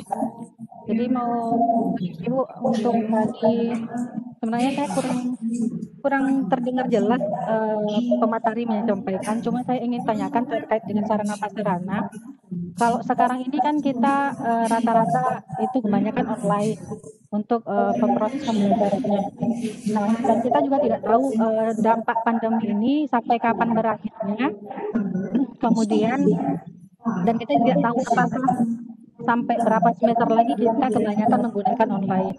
Nah, kebetulan kami juga dalam pekan ini akan melakukan SGD terkait kurikulum. Nah, yang pemateri tadi mungkin saya singgung, sempat saya tangkap itu bahwa sarana prasarana ini memang dikaitkan dengan kebutuhan kurikulum gitu. Kemudian dengan profil lulusan yang akan kita ciptakan, yang kita hasilkan. Nah, terkait dengan kondisi pandemi sekarang itu saya melihat memang justru sarana prasarana yang fisik itu kan banyak yang tidak terpakai. Seperti misalnya kita ada lab listening. Kita ada lab di sana, kemudian ada ruang perkuliahan, toh pakainya juga kuliahnya secara online. Nah, untuk listening itu, karena kami kan dari pendidikan bahasa Inggris. Jadi yang biasanya kita masuk lab, kemudian ada software yang bisa digunakan mahasiswa dan dosen untuk mengakses mata kuliah. Sekarang itu dikirim melalui WhatsApp dan segala macam gitu. Nah, ada kelemahannya antaranya itu tidak terkelola dengan baik. Nah, yang ingin saya tanyakan, apakah persiapan untuk sarana prasarana itu, apakah termasuk di dalamnya adalah platform-platform yang bisa digunakan secara online itu bisa termasuk di sana. Nah, kalau memang iya ada, karena ini adalah hal yang baru, saya rasa apakah misalnya dari pusat atau kemudian dari LDIC bisa memfasilitasi, mungkin kami itu diberikan pelatihan atau bagaimana, atau mungkin dihubungkan dengan pihak-pihak yang bisa membuat platform yang bisa digunakan dan bisa itu digunakan dalam jangka panjang gitu loh. Bagaimana kemudian materi pembelajaran dan segala macam itu bisa lebih sistematis, bisa diakses oleh mahasiswa, bisa diakses oleh dosen, kemudian pada saat akreditasi itu bisa diamati, gitu loh, seperti itu, bisa tinggal ditunjukkan mana. Jadi karena semua berbasis, mungkin saya pikir sekarang ini perasaan yang berbasis digital dan ICT itu yang mungkin perlu sekali gitu. Apalagi kalau kami untuk pendidikan bahasa Inggris, dalam proses pembelajarannya misalnya nanti juga dikaitkan dengan kurikulum Merdeka Belajar, yang katanya nanti kalau dalam kurikulum Merdeka Belajar mungkin kita akan saling bekerja sama dengan universitas lain, dan saya belum tahu gambar kedepannya seperti apa, apakah akan dilaksanakan misalnya masuk ke ruangan juga atau bagaimana gitu. Nah, jadi inti pertanyaan saya adalah apakah penyediaan platform dan sebagainya itu termasuk di sana dan bolehkah difasilitasi untuk pelaksanaan tersebut, mungkin pelatihan dan segala macam mulai dari pengadaan sampai pelaksanaan dan pengelolaan manajemennya. Demikian dari saya. Assalamualaikum warahmatullahi wabarakatuh. Silakan Pak Nani untuk langsung menanggapi. Ya. Halo. Ya, terima kasih Ibu siapa Ibu Dewi Yana ya. Ya, terima kasih. Itu salah satu masukan dan itu yang sedang kami rumuskan ya Bu ya. Jadi memang untuk sampai saat ini memang kami belum menyediakan platform-platform tertentu yang standar. Sorry.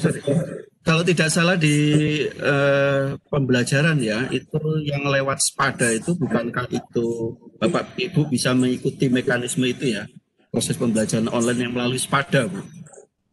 Mungkin itu bisa diikuti dan itu ada proses, ada aktivitas pelatihannya di sana. Jadi namanya Spada di Direktorat Belmawa. Mungkin Bapak Ibu Juliana bisa atau Bapak Ibu sekalian bisa masuk lewat websitenya itu. Ya. bisa mengikuti mekanisme pembelajaran itu, Bu. Sudah ada di pembelajaran kemahasiswaan. Programnya Belmawan, namanya Spada. Silakan. Itu. Dan ada pelatihannya, bahkan para dosen itu juga sudah. Jadi begini. Jadi mahasiswa yang ikut program Spada itu bisa belajar dengan dosen lain di perguruan tinggi. Ya. Kemudian dosennya itu sendiri, dosen Pak, misalkan ibu sendiri juga bisa menyediakan juga bisa juga mendaftarkan untuk menyediakan pembelajaran secara online itu sendiri. Jadi mahasiswa bisa belajar dengan dosen di luar perguruan tinggi itu, mahasiswa lain juga bisa belajar dari lewat Spada. Dan itu terfasilitasi. Bahkan ada hibahnya loh, sekalian. Ketika kita membuat konten dari pembelajaran itu ada hibahnya untuk membuat itu. Silakan bisa masuk ke websitenya pembelajaran mahasiswa. Itu saya kira jawaban saya, Pak. Spada. Aduh, suaranya nggak begitu ini ya.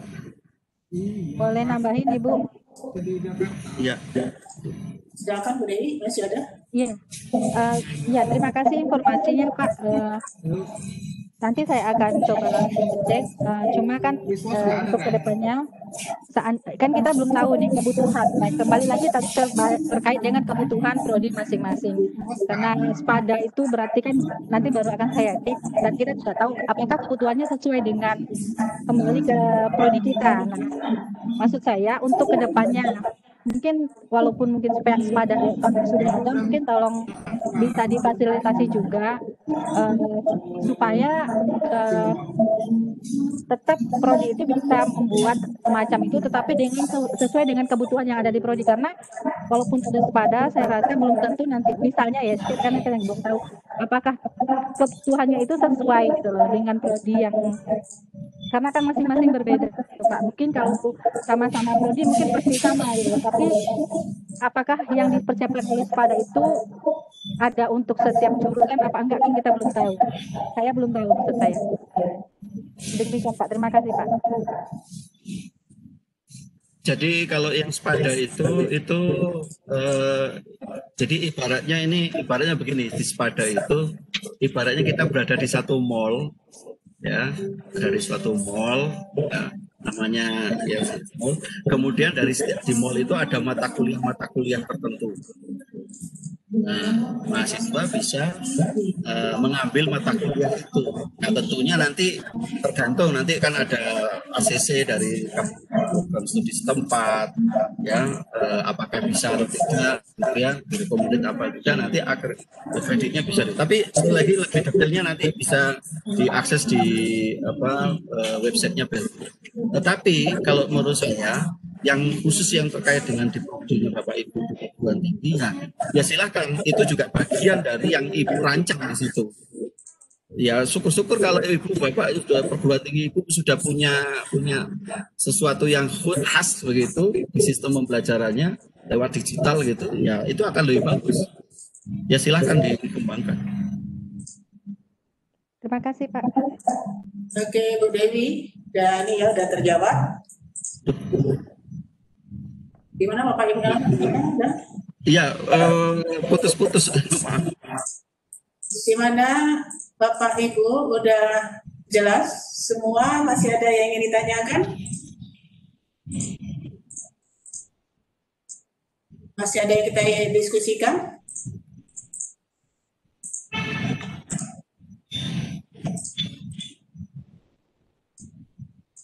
Dan ada lagi, mumpung Pak narasumber masih bersama kita masih ada nih.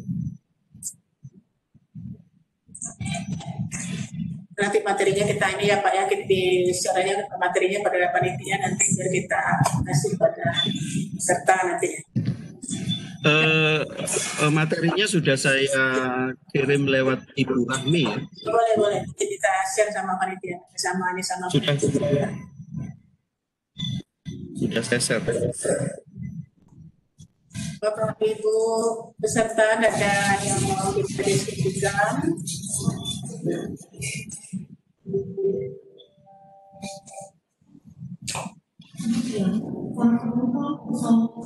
Saya ada lagi.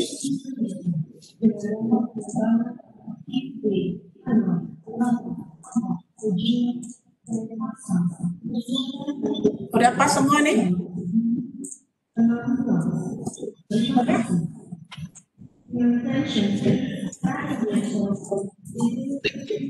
Tinggal direalisasikan. Tinggal direalisasikan. Kita tunggu realisasinya yang pasti teman-teman ini.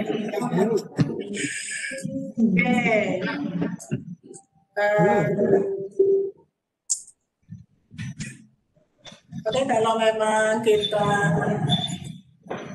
ini materinya udah ada nih di Telegram. Jadi saya materinya udah dikeluarkan sama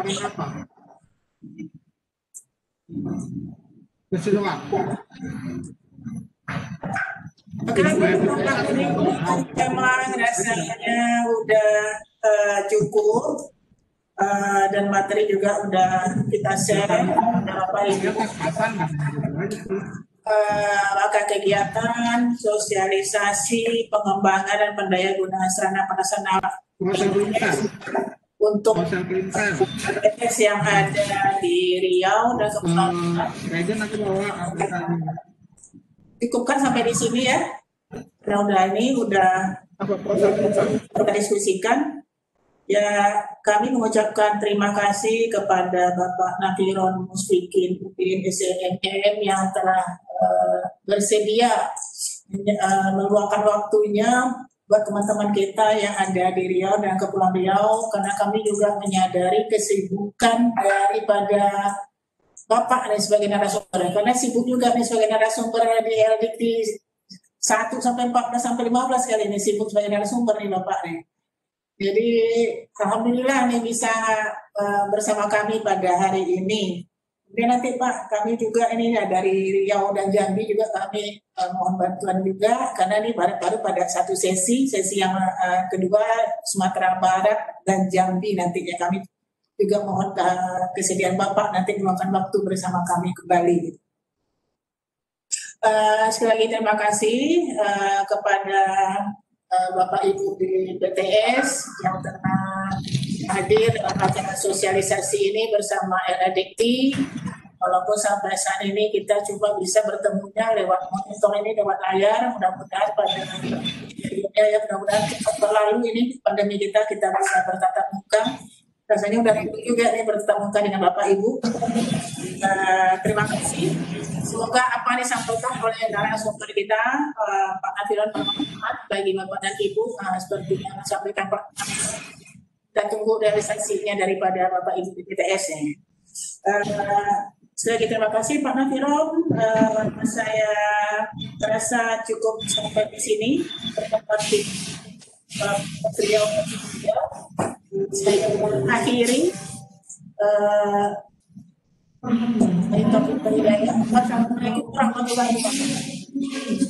Waalaikumsalam.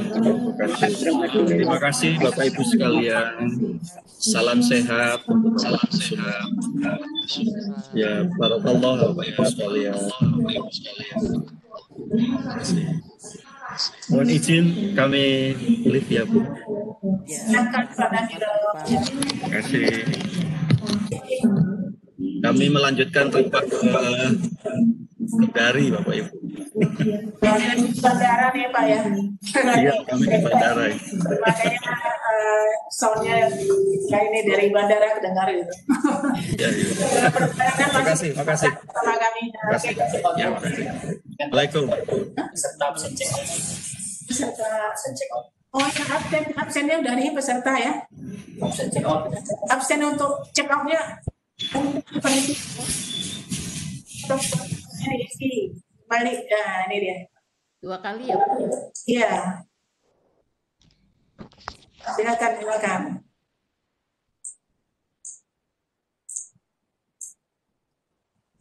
Nina sehat. Halo Bu Mei, teman-teman semua ini. Gimana nih di Kepulauan Riau, COVID-nya gimana? Udah menurun, melandai atau gimana sekarang kondisinya? Kondisinya masih bertumbuh. Kita di pandemi masih daripada Bisa Bu Nina. Bisa materinya di menu chat. Iya, materi udah ada ya, materi udah Bapak Ibu dapatkan ya. Menu chat. Menu chat juga ada deh, menu chatnya ada juga nih. Iya, Tapi memerlukan ini Bu, kode akses. Sorry. Minta ini izin akses. Bagian dulu. Tar nih lagi disiapin. Tadi Bu Rami udah masukin di Telegram juga nih. Ya. Ya gimana? Bisa. Udah bisa? Ah, udah bisa.